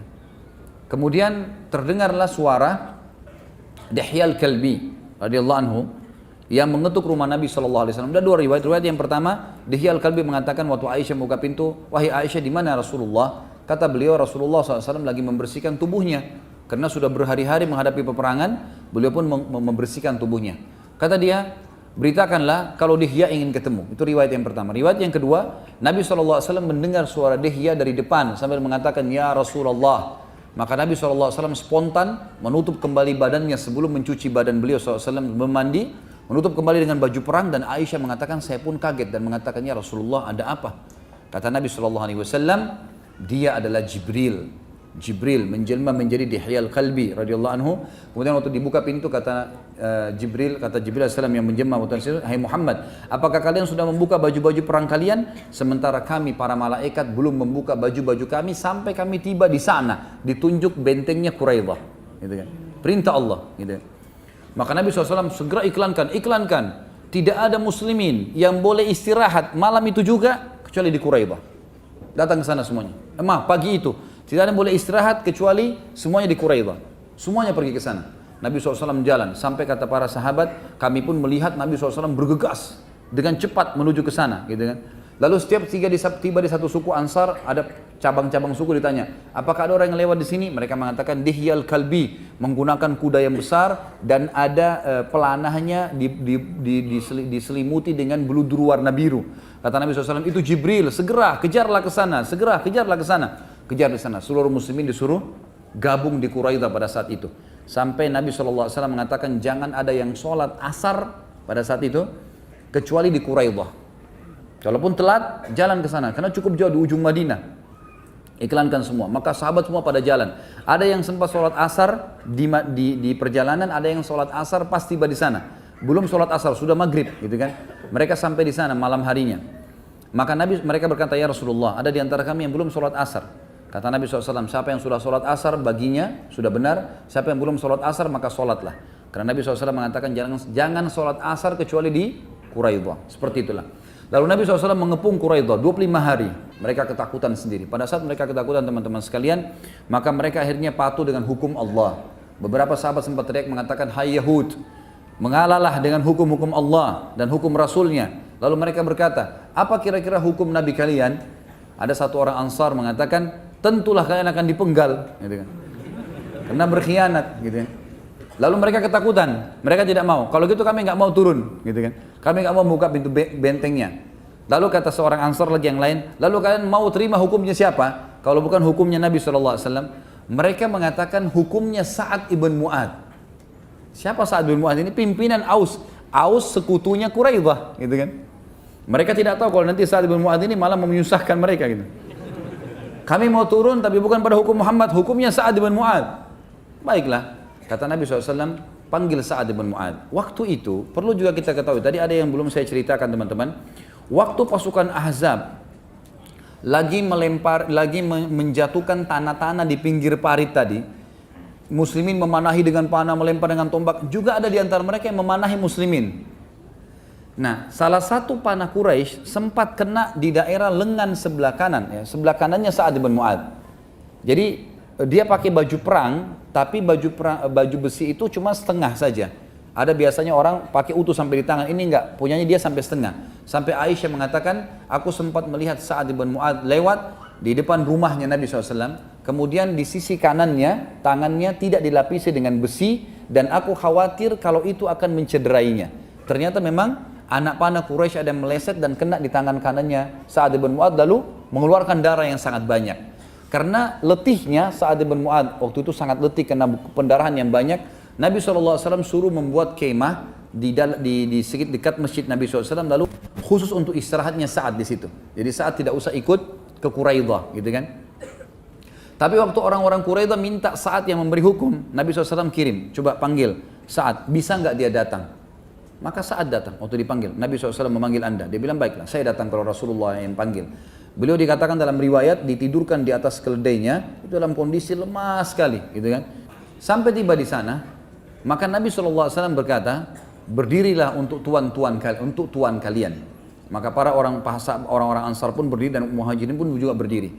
Waktu melihat Sa'ad datang dan melewati sukunya, suku Ash'al namanya, karena ini sekutu orang-orang Quraidah, kata mereka, wahai Sa'ad, mereka adalah sekutu kita, maafkanlah, ya, karena keputusan di tangannya dia nih, maafkanlah, gitu kan, atau ringankanlah hukumannya, karena mereka sudah mengalah.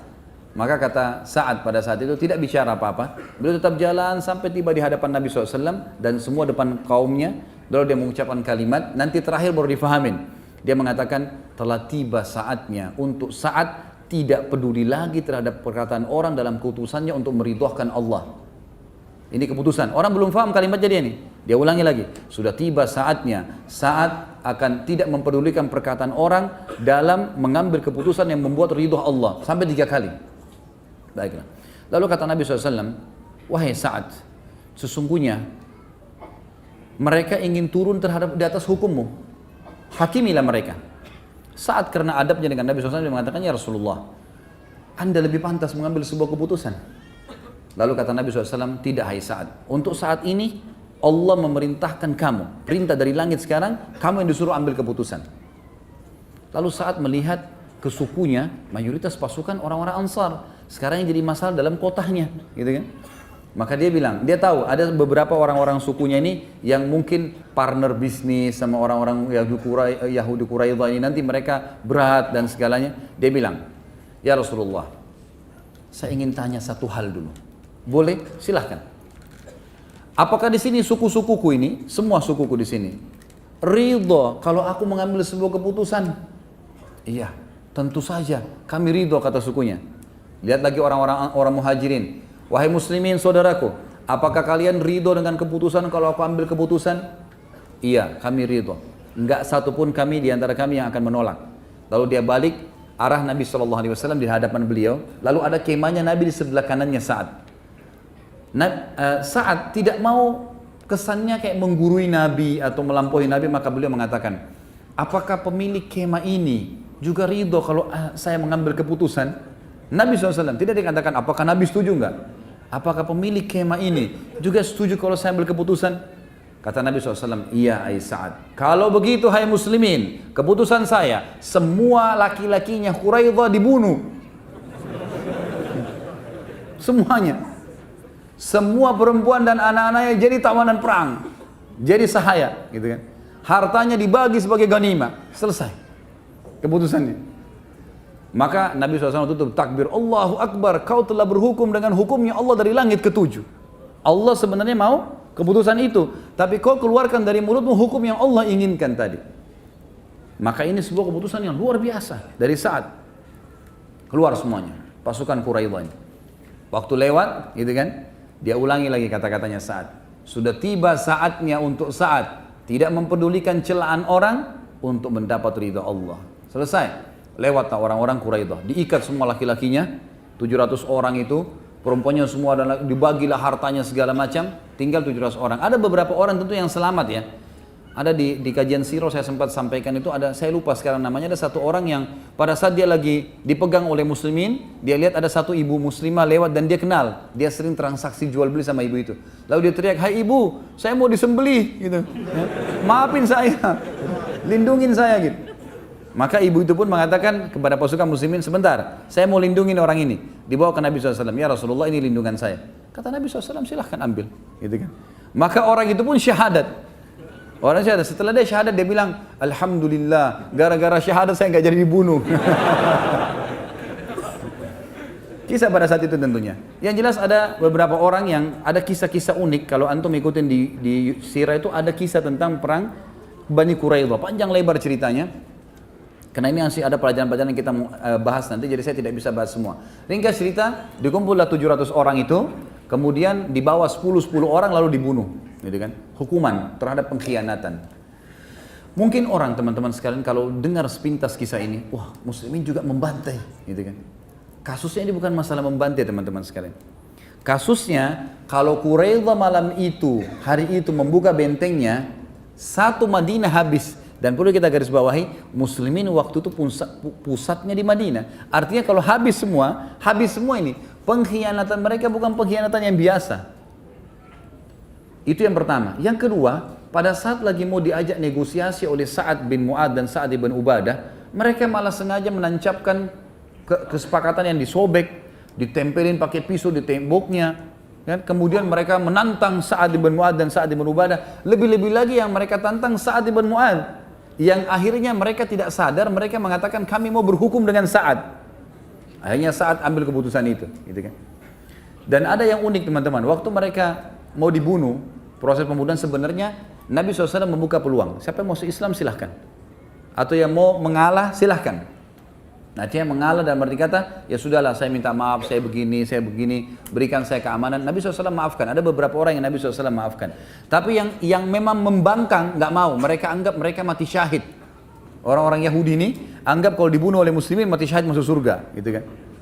Sampai ada di antara mereka waktu itu ada satu sahabat melindungi satu orang. Sinilah, saya lindungi kamu. Dia bilang baik, terima kasih. Istri anak saya lindungi. Harta saya lindungi. Ya Rasulullah, ini lindungan saya. Karena dalam peperangan kan istijar namanya. Kalau seorang muslimah juga sama, perempuan muslimah. Kalau dia melindungi satu orang kafir, dia bilang ini di bawah naungan saya, nggak boleh ada yang ganggu. Ini dalam hukum Islam memang begitu. Orang yang biasa pun boleh melindungi siapapun orang kafir. Jadi ini bukan masalah kasus bante-bante, bukan, gitu kan? Memang yang dibunuh itu yang membangkang. Memang mereka anggap mati. Kalau tidak ya kita melawan. Mereka mau anggap seperti mati syahid. Maka orang ini sahabatnya melindungi. Baiklah, saya lindungi kamu sama keluargamu.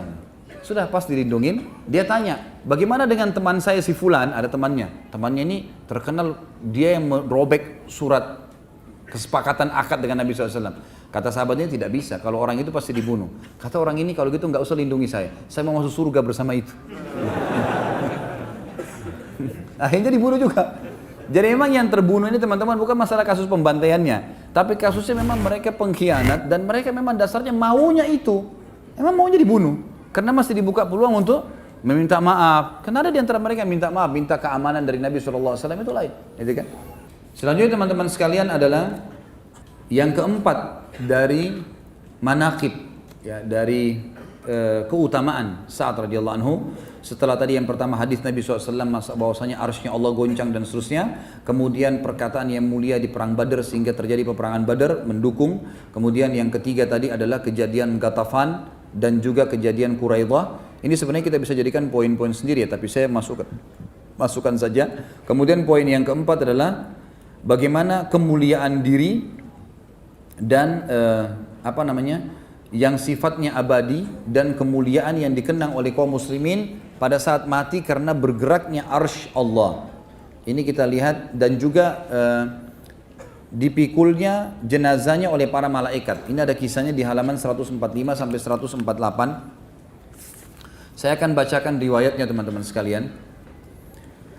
Nabi SAW di sini dikatakan oleh penulis pada saat melihat jenazah Sa'ad, dia berkata, Nabi SAW bersabda, jazakallahu khairan min sayyidil kaum faqad anjazta ma wa'adtahu wa la yunjizannakallahu ma wa'adaka.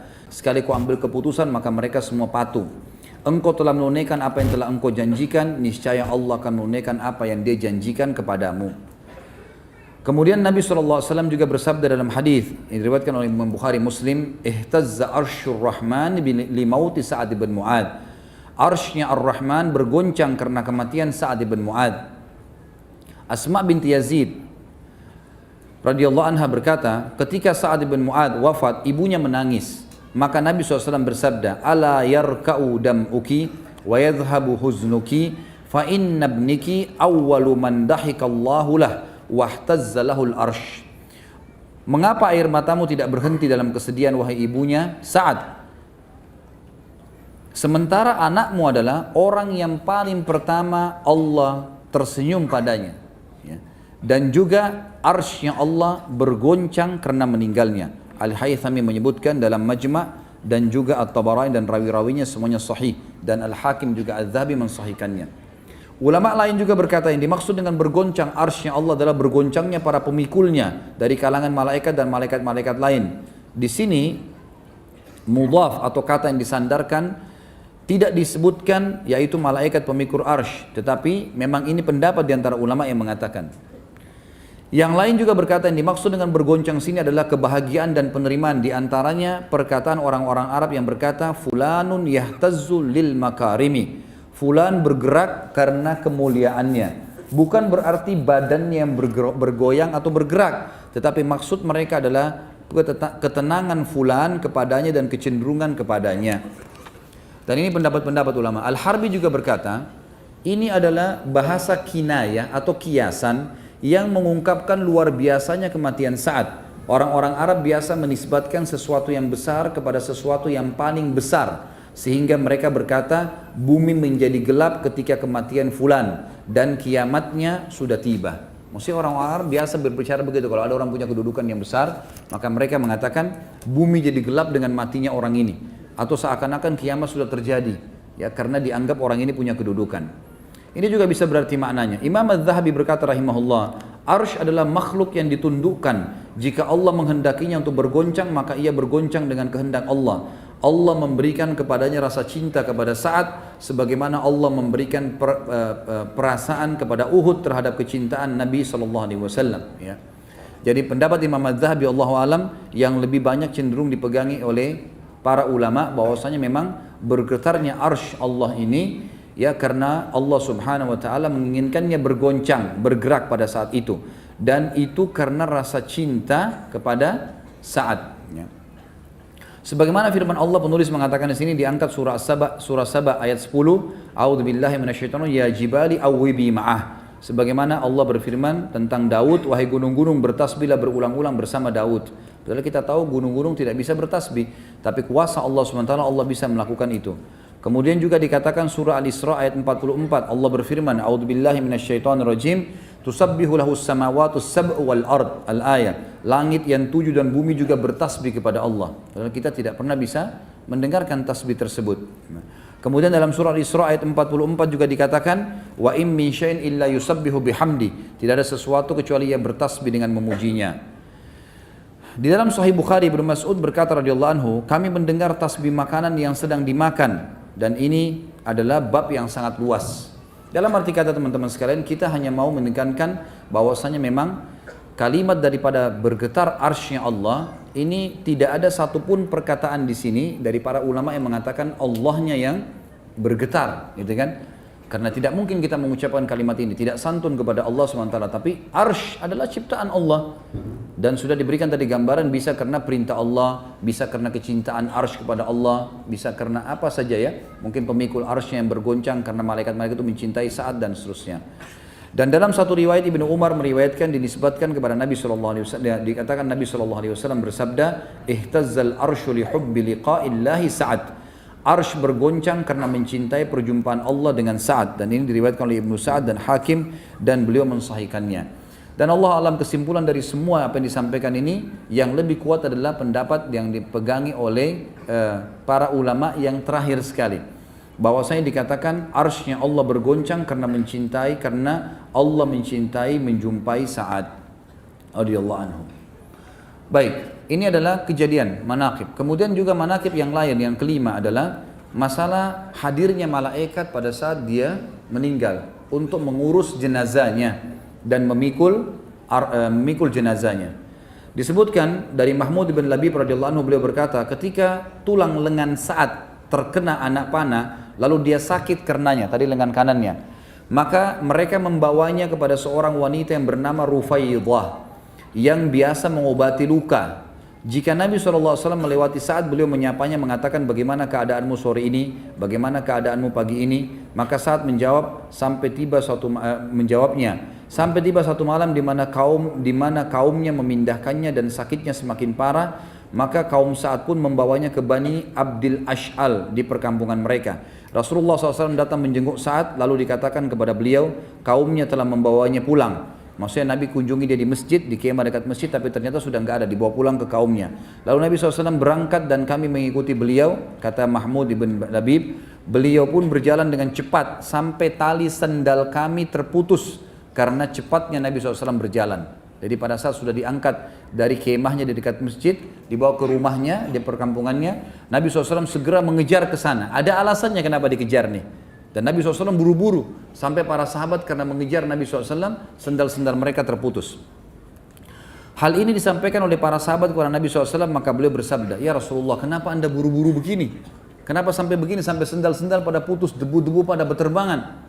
Maka kata Nabi SAW, inni akhafu an tasbiqana ilaihil malaikatu fatagsiluhu kama gasalat handala.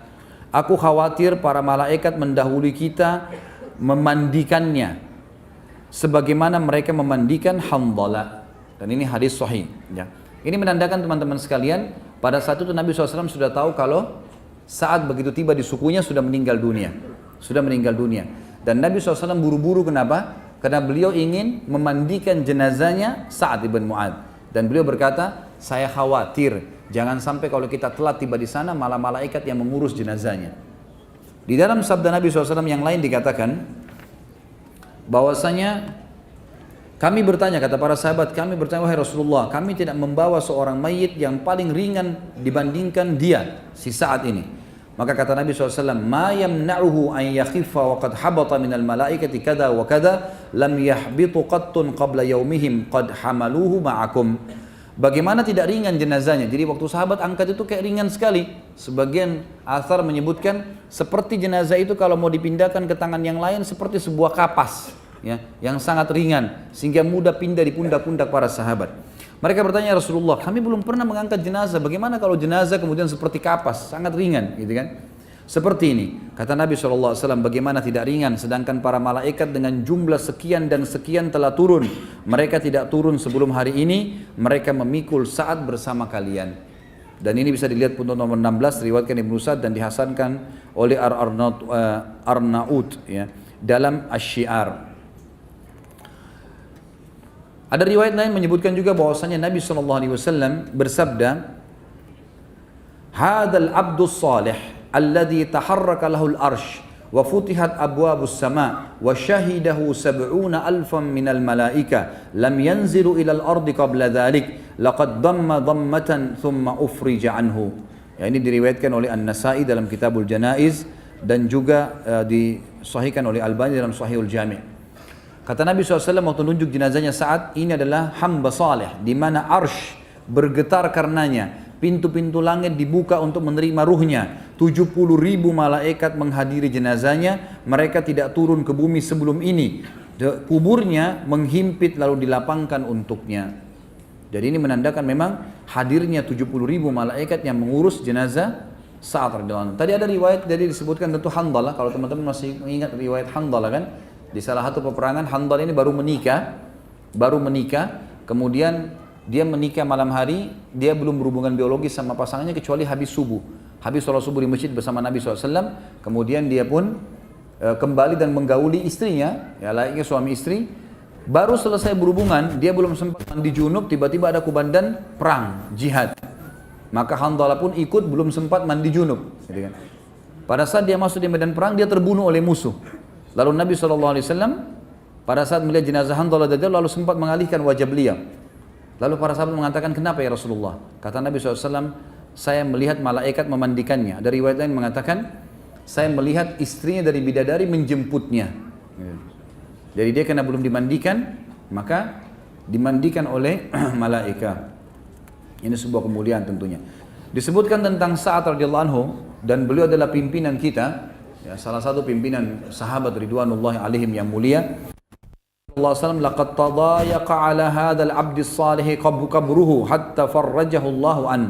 Sesungguhnya kuburnya hamba saleh ini waktu saat sudah dikuburkan menyempit hingga Allah melapangkannya untuknya. Artinya memang kuburan saat saja terhimpit seperti itu, apalagi kuburan kita. Tapi tidak sampai merusak jasad orang-orang beriman.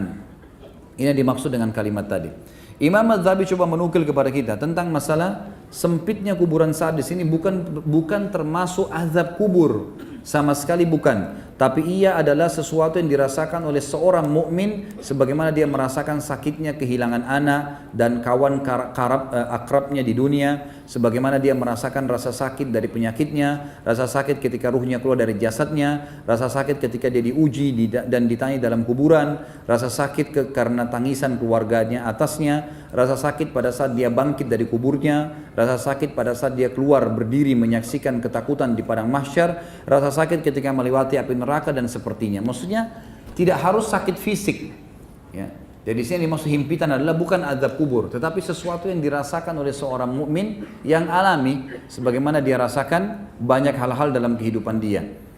Ini bukan berarti sudah ada siksaan karena peringatan dari Allah, sama dengan kasus tadi Sa'ad. Bukan berarti dikatakan kuburannya menghimpit berarti dia akan berarti siksaan kubur, tidak, tapi dia adalah sebuah peringatan bahwasanya semua orang akan dihimpit oleh kuburannya, tapi orang mukmin tidak akan sampai rusak jasadnya. Surah Al-Mu'min juga ayat 18 berbunyi a'udzubillahi minasyaitonirrajim wa anzirhum yaumal azifati idil qulubu ladal hanajir al-ayat. Berilah mereka peringatan hai Muhammad dengan hari yang dekat, ketika itu hari menyesak, hati menyesak sampai di kerongkongan. Apakah ini maknanya hatinya seseorang naik sampai ke kerongkongannya? Jawabannya tidak. Tetapi yang dimaksud adalah peringatan tentang susahnya pada hari itu sampai seakan-akan hati seseorang mendesak sampai ke kerongkongannya. Tentu di sini ada peringatan-peringatan dari penulis, diantaranya beliau mengatakan mungkin Anda mengira bahwa orang yang beruntung tidak akan mengalami ketakutan di dua alam, dunia dan akhirat, dan tidak mengalami kecemasan dan kekhawatiran. Maka itu tidak benar. Tapi orang mukmin bisa merasakan kecemasan dan kekhawatiran. Khawatir nanti jangan sampai dia disiksa sama Allah, khawatir jangan sampai amalnya belum diterima. Itu adalah sesuatu yang positif. Makanya ahli sunnah wal jamaah sepakat kita menyembah Allah dalam keadaan antara khauf dan roja, antara takut, khawatir dengan azabnya Allah, khawatir amal-amalnya masih kurang pahalanya, dan juga roja, berharap rahmatnya Allah subhanahu wa ta'ala. Sebagai penutup dalam poin manaqib ini teman-teman sekalian adalah bagaimana meninggalnya tokoh kita Sa'ad radhiyallahu anhu. Ada sebuah riwayat menjelaskan kepada kita, atau dua buah riwayat. Yang pertama diriwayatkan oleh Imam Muslim dari Al-Bara' ibn Azib radhiyallahu anhu, bahwasanya Rasulullah SAW pernah diberi hadiah sebuah jubah dari sutra, maka para sahabat merabahnya dan sangat lembut karena sutra yang sangat mahal, gitu kan. Walaupun Nabi SAW tidak memakai itu karena sutra tidak boleh dipakai bagi laki-laki, tapi para sahabat kagum melihat karena hadiah itu sangat mewah, ditaruh di sebuah tempat yang mewah. Mereka kagum pada kelembutannya, maka Nabi SAW bersabda, "Atajabuna min lini hadhihi lamanadilu Sa'd bin Mu'adz fil jannati khairum minha wa alyan." Apakah kalian kagum dengan kelembutan sutra ini? Sapu tangannya Sa'd bin Mu'adz di surga lebih baik dan lebih lembut daripada ini. Padahal Sa'd bin Mu'adz sudah lama meninggal. Ini kejadian sudah lama, beberapa tahun kemudian barulah Nabi SAW mendapatkan hadiah sutra. Maka Nabi masih menyebutkan sapu tangannya Sa'ad, dan sapu tangan sesuatu yang paling sederhana bagi dalam pakaian seseorang. Dia hanya dipakai untuk membersihkan keringat, membersihkan kotoran hidung, kan gitu. Dia sesuatu bukan yang dipamer atau diperlihatkan. Maka kalau itu saja di surga lebih baik daripada sutra di dunia. Dan ini menandakan kelebihan bagi Sa'ad. Dalam riwayat yang lain dikatakan Nabi SAW diberi hadiah sebuah jubah dari sutra. Beliau tidak membolehkan sutra bagi laki-laki dan beliau pun tentu tidak memakainya. Lalu orang-orang takjub kepada sutra itu. Maka Nabi SAW bersabda, "Walladzi nafsu Muhammadun biyadi, inna manazil Sa'd bin Mu'adz fil jannah ahsanu min hadza." Demi zat yang jiwa Muhammad dalam tangannya atau genggamannya, sungguh sapu tangannya Sa'd bin Mu'adz di surga lebih baik daripada ini. Hadis sahih riwayat Imam Muslim. Imam Nawawi rahimahullah berkata dalam Sahih Muslim, para ulama berkata bahwa hadis ini merupakan isyarat kepada kedudukan Sa'ad yang agung di surga. Sesungguhnya pakaiannya yang paling rendah sekalipun di sana di surga lebih baik daripada itu. Sapu tangan adalah sesuatu yang paling remeh karena digunakan untuk mengelap yang kotor dan biasanya diremehkan. Maka selainnya lebih baik. Hadis ini juga menunjukkan surga, menetapkan surga bagi Sa'ad. Artinya dijamin Sa'ad mati syahid dan masuk ke dalam surga. Di antara wasiat Sa'ad yang mulia pada saat akan meninggal dunia, beliau mengatakan kepada kaumnya, ada 3 hal, pada ketiganya aku kuat dan pada selainnya aku lemah. Artinya 3 hal ini aku selalu pegang dan aku tidak pernah tinggalkan. Yang pertama, aku tidak pernah melakukan satu solat sejak aku masuk Islam, lalu aku berbicara kepada diriku sendiri sampai aku menyelesaikannya. Faham maksudnya ya? Artinya selama aku masuk Islam, semenjak pertama kali aku sholat sampai sekarang aku mau meninggal, belum pernah aku bicara dengan diriku sendiri. Artinya konsentrasi, khusyuk, full dengan bacaan, gerakan dan bacaan semuanya full sampai aku menyelesaikannya. Tidak pernah satu kali pun mengkhayal, berpikir kemana-mana. Itu yang dilakukan oleh Sa'ad radhiyallahu anhu, dan ini kesaksian beliau untuk dirinya. Yang kedua, aku tidak mengantarkan jenazah lalu aku berbicara kepada diriku dengan selain yang dikatakan oleh jenazah itu atau dikatakan kepadanya sampai ia dikuburkan. Maksudnya, sebelum jenazah meninggal, yang dia ucapkan agar masuk surga apa? La ilaha illallah, gitu kan? Jadi kata Sa'ad, kalau saya ngantar jenazah, lisan saya tidak pernah berhenti mengucapkan kalimat yang diucapkan oleh jenazah ini sebelum mati. la ilaha illallah, kan? Dikatakan itu jenazah ini, atau yang dikatakan kepadanya sampai dikuburkan. Maksudnya orang-orang menyebutkan kebaikan. Kan diantara sunnah Nabi SAW, kalau ada jenazah lewat kita harus mengucapkan kebaikan. Karena dalam riwayat Bukhari Muslim pernah ada jenazah lewat, lalu para sahabat mengatakan, orang ini begini dan begitu, disebutkan keburukannya. Kata Nabi SAW, wajabat, ini jadi terjadi loh. Jangan kalian ucapkan itu karena kalian adalah saksi-saksi Allah di muka bumi. Lalu lewat orang yang satu, dipuji-puji kebaikannya, si fulan ini begini, begitu, dipuji-puji. Kata Nabi SAW, wajabat, terjadi. Sesungguhnya kalian adalah saksi-saksi Allah di muka bumi. Jadi kalau ada jenazah lewat, kita dianjurkan untuk menyebutkan kebaikan, gitu kan? Walaupun ada kekurangan orang itu, apa yang baik yang kita tahu, kita sebutin kebaikannya. Karena kata Nabi SAW, udhkuru mahasina mautakum. Sebutkanlah kebaikan-kebaikan jenazah kalian. Maka saat memiliki satu kata kunci, selain kalau sholat selalu konsentrasi, dari takbir, lisannya, gerakannya, semua ucapan dan gerakannya semua sempurna. Nggak ada satu kali pun mengkhayal sampai dia menyelesaikannya. Nggak pernah berbicara dengan dirinya sendiri, nggak pernah bisa digoda oleh syaitan. Yang kedua, kalau ngantar jenazah nggak pernah ngomong sama siapapun. Selalu mengucapkan, mengulangi kalimat la ilaha illallah itu sendiri buat dirinya, atau mengucapkan pujian buat si jenazah. Yang ketiga, aku tidak mendengar Rasulullah SAW bersabda kecuali aku mengetahui bahwasanya itu benar dan aku jadikan itu sebagai prinsip hidupku. Kata Ibnu Musayyab rahimahullah, salah satu ulama tabi'in, aku tidak mengira sifat-sifat ini terkumpul pada orang kecuali para nabi. Hanya saja Allah Subhanahu wa taala memuliakan saat dengan kalimat-kalimat seperti ini. Baik. Sekarang teman-teman sekalian, kita tutup pertemuan kita dengan pelajaran-pelajaran yang kita ambil dari kehidupan saat. Yang pertama, adanya kemuliaan Islam dan da'i, menjadi da'i. Kenapa kita bahas ini teman-teman sekalian? Karena kita lihat saat yang sangat mulia ini, masuk Islam di tangan siapa tadi? Mus'ab ibn Umair. Siapa ini? Da'inya Nabi SAW. Saya pernah sebutkan di kisah Mus'ab ibn Umair pada beberapa pertemuan yang lalu teman-teman sekalian. Kalau Sa'ad ibn Mu'ad yang sampai arsy-Nya Allah goncang, sampai malaikat hadir di hidupannya, di kematiannya, 70.000 gitu kan. Itu masuk Islam di tangannya Mus'ab. Berarti Mus'ab panen pahalanya enggak? Panen pahalanya. Maka ini sebuah kemuliaan teman-teman bagi da'i. Dan Islam itu sendiri adalah kebenaran sehingga tidak perlu ragu sama sekali untuk menyebarkannya. Dan tugas seorang da'i adalah memahami ilmu yang benar sesuai wahyu Al-Quran dan Sunnah dan menyampaikannya dengan keikhlasan. Selebihnya adalah haknya Allah Subhanahu wa taala. Sebagaimana perilaku Mus'ab bin Umair yang mengatakan kepada Sa'ad bin Mu'adz, hai Sa'ad, duduklah, dengarkanlah. Kalau baik, kamu ambil, cuma sekedar informasi. Kalau buruk, kamu boleh meninggalkan atau kami meninggalkan tempat ini. Dan ini sebuah retorika dakwah yang sangat bijaksana. Kemudian yang kedua teman-teman, dalam berdakwah, kita juga harus menyentuh semua lini. Berdakwah kepada orang awam, masyarakat biasa, tokoh-tokoh masyarakat, pedagang, siapa saja. Jangan dakwanya eksklusif, hanya untuk orang tertentu. Ini pengajian ini nggak boleh orang lain hadir, cuma ini si fulan, nggak bisa. Atau yang sudah terlanjur ikut pengajian lama, ini yang sudah ikut pengajian sahabat dari bulan-bulan lalu itu yang boleh hadir, yang lain nggak boleh ya. Nah ini nggak bisa, nggak ada eksklusif. Buka silakan untuk siapa saja yang mau datang, gitu kan. Sebarkan itu, karena memang dakwah itu penting untuk siapa saja dan memang untuk siapa saja. Yang ketiga, dakwah dan kebenaran dan tidak boleh ditunda. Seperti kasus Sa'ad bin Mu'adz tadi radhiyallahu anhu. Begitu masuk Islam, pada saat sudah syahadat, langsung dia pulang ke kaumnya, langsung ajak syahadat. Nggak pakai ditunda lagi, gitu kan? Ini penting teman-teman sekalian, dan ini sudah sering saya ulangi. Kalau yang hadir di hari Rabu pengajian kita di masjid kita ini, itu selalu saya sampaikan dan saya ingatkan. Kalau antum memiliki teman-teman kantor, kerabat, tetangga, non-muslim, jangan tunda untuk sampaikan Islam. Jangan tunda.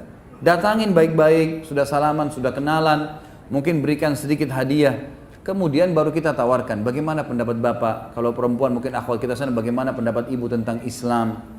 Kami muslimin, apa pendapatnya? Tanya. Lagi di pesawat, lagi di kereta api, lagi di bus, ada orang di sebelah kita. Tentu ini saya sarankan sesama jenis.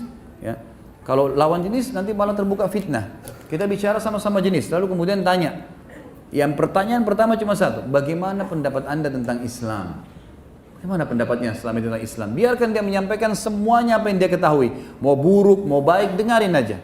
Kalau setelah dia ceritakan buruk dan baiknya, kemudian baru kita menjelaskan apa yang kita ketahui tentang Islam. Tugas kita cuma menyampaikan.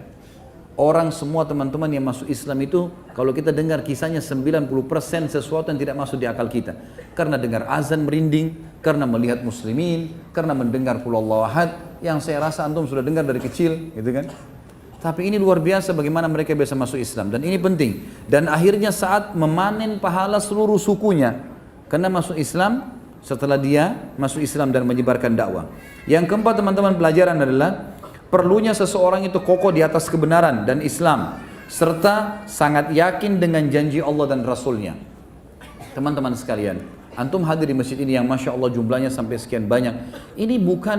Ini jangan dijadikan sebagai, sering saya bilang, jangan cuma testimoni, saya mau tes aja deh dengar ceramah, atau cuma seremoni ngerame-ramein dengan teman-teman saya aja, enggak. Datang ke lakukan sebuah perbuatan teman-teman dengan sebuah target, harus ada target, apa yang saya dapatkan, gitu kan. Dan selalu kalau majelis ilmu itu kita buka diri kita untuk mengambil yang positif, ada yang negatif jangan diambil, tapi yang kalau yang positif silahkan ambil, gitu kan. Jadikan sebagai pegangan, apalagi kalau semuanya Masya Allah kebaikan, kenapa nggak diambil? Dan itu perlu, kita harus tahu teman-teman sekalian, yakin. Dan bukan cuma itu, kalau kita sudah yakin tentang kisah Sa'ad dan kisah sahabat-sahabat Nabi yang lain yang sudah kita jelaskan, penyampaian-penyampaian tentang hukum-hukum syar'i yang kita sudah yakin dengan dalilnya teman-teman sekalian, itu tinggal dipraktikin. Demi Allah tinggal tunggu mati kita bersama-sama dengan mereka. Ingat, para sahabat teman-teman kalau mau meninggal seseorang di antara mereka, itu mereka datang satu sama yang lain. Dan mereka saling berkata apa? Berita gembira buat kamu.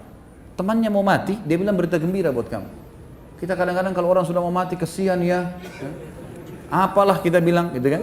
Kalau mereka enggak, berita gembira buat kamu. Kenapa berita gembira? Mereka bilang apa? Sebentar lagi kau akan menemui semua hasil perbuatanmu yang baik-baik. Kamu akan masuk, kamu akan bertemu dengan Rasulullah SAW, kamu akan bertemu dengan sahabat-sahabatnya dan orang-orang soleh, dan kau akan masuk ke surga yang dijanjikan. Apa maksudnya kalimat ini teman-teman? Mereka memotivasi temannya yang mau mati, ini janji Allah semua benar. Kamu mati ini, kamu dahului kami mendapatkan itu semua. Cuma sabar sampai mati teman-teman. Kehidupan kita sebenarnya orang mukmin bukan di sini, di sana, di akhirat. Kehidupan abadi. Selanjutnya teman-teman sekalian, yang kelima adalah bagaimana cintanya para sahabat terhadap kematian dan rindunya mereka terhadap kematian tersebut, terutama bila dikumandangkan jihad oleh Nabi SAW. Dan kita bisa melihat bagaimana perkataan Sa'ad pada saat mengatakan wajabat, ya sungguh telah benar ya Rasulullah, waktu Nabi mengatakan semoga Allah merahmatimu. Sa'ad juga sempat berkata dalam perkataannya pada saat dia kena anak panah, dia mengatakan ya Allah, kalau seandainya setelah hari ini masih ada upaya Quraisy menyerang Nabi ya, Muhammad SAW, maka hidupkan saya. Kalau setelah hari ini masih ada upaya Quraisy seperti perang Ahzab, karena perang Quraidah itu masih dekat sekali dengan Ahzab, gitu kan? Beberapa hari saja. Kalau masih terjadi penyerangan Quraisy, ya Allah panjangkan umur saya karena aku akan membela nabimu. Tapi kalau sudah tidak lagi pertemuan dengan Quraisy, artinya Islam akan menyerang Quraisy dan akan menang setelah hari ini, dan memang itu betul terjadi. Karena nanti setelah perang Ahzab, Nabi SAW mengatakan Quraisy tidak akan bisa memerangi kita lagi. Mulai hari ini kita akan memerangi mereka, gitu kan, sampai pembebasan kota Mekah. Kata Sa'ad, ya Allah, matikanlah saya setelah engkau memberikan ya, penyejuk mataku terhadap suku Quraidah. Artinya setelah saya mengambil keputusan suku Quraidah, baru matikan saya Allah. Gitu. Maka Allah Subhanahu Wa Taala pun menerima perkataan atau permintaan Sa'ad. Tapi bagaimana mereka menghadapi kematian dengan sangat tenang ya. Saya menceritakan bagaimana akhir hidup mereka, selalu cerita matinya. Seperti Abu Bakar waktu mau meninggal, beliau tinggal menulis wasiat, menyuruh Utsman, hai Utsman tulislah, gitu kan. Sampai akhirnya namanya Umar yang ditulis. Lalu Abu Bakar dengan sangat gembira pada saat itu, sudahlah, saya sudah memilihkan yang terbaik buat umat ini, lalu kemudian beliau meninggal dengan sangat tenang. Abu Bakar sudah masuk surga. Umar juga begitu pada saat mau meninggal. Beliau waktu mau meninggal, beliau mengatakan, mintalah izin kepada Aisyah Ummul Mukminin supaya saya bisa dikubur bersama Nabi SAW dan Abu Bakar. Kalau diizinkan alhamdulillah, kalau tidak, kalau saya mati hari ini, kuburkan saya di kuburannya muslimin. Lalu kemudian beliau meninggal juga pada hari itu. Dan kematiannya begitu saja orang beriman. Sudah yakin dengan apa yang Allah janjikan, nggak ada keraguan, nggak ada ketakutan, gitu kan? Karena sudah pasti semua, nggak boleh ada keraguan dalam masalah ini teman-teman sekalian. Membedakan tingkat keimanan seorang mukmin di keyakinannya.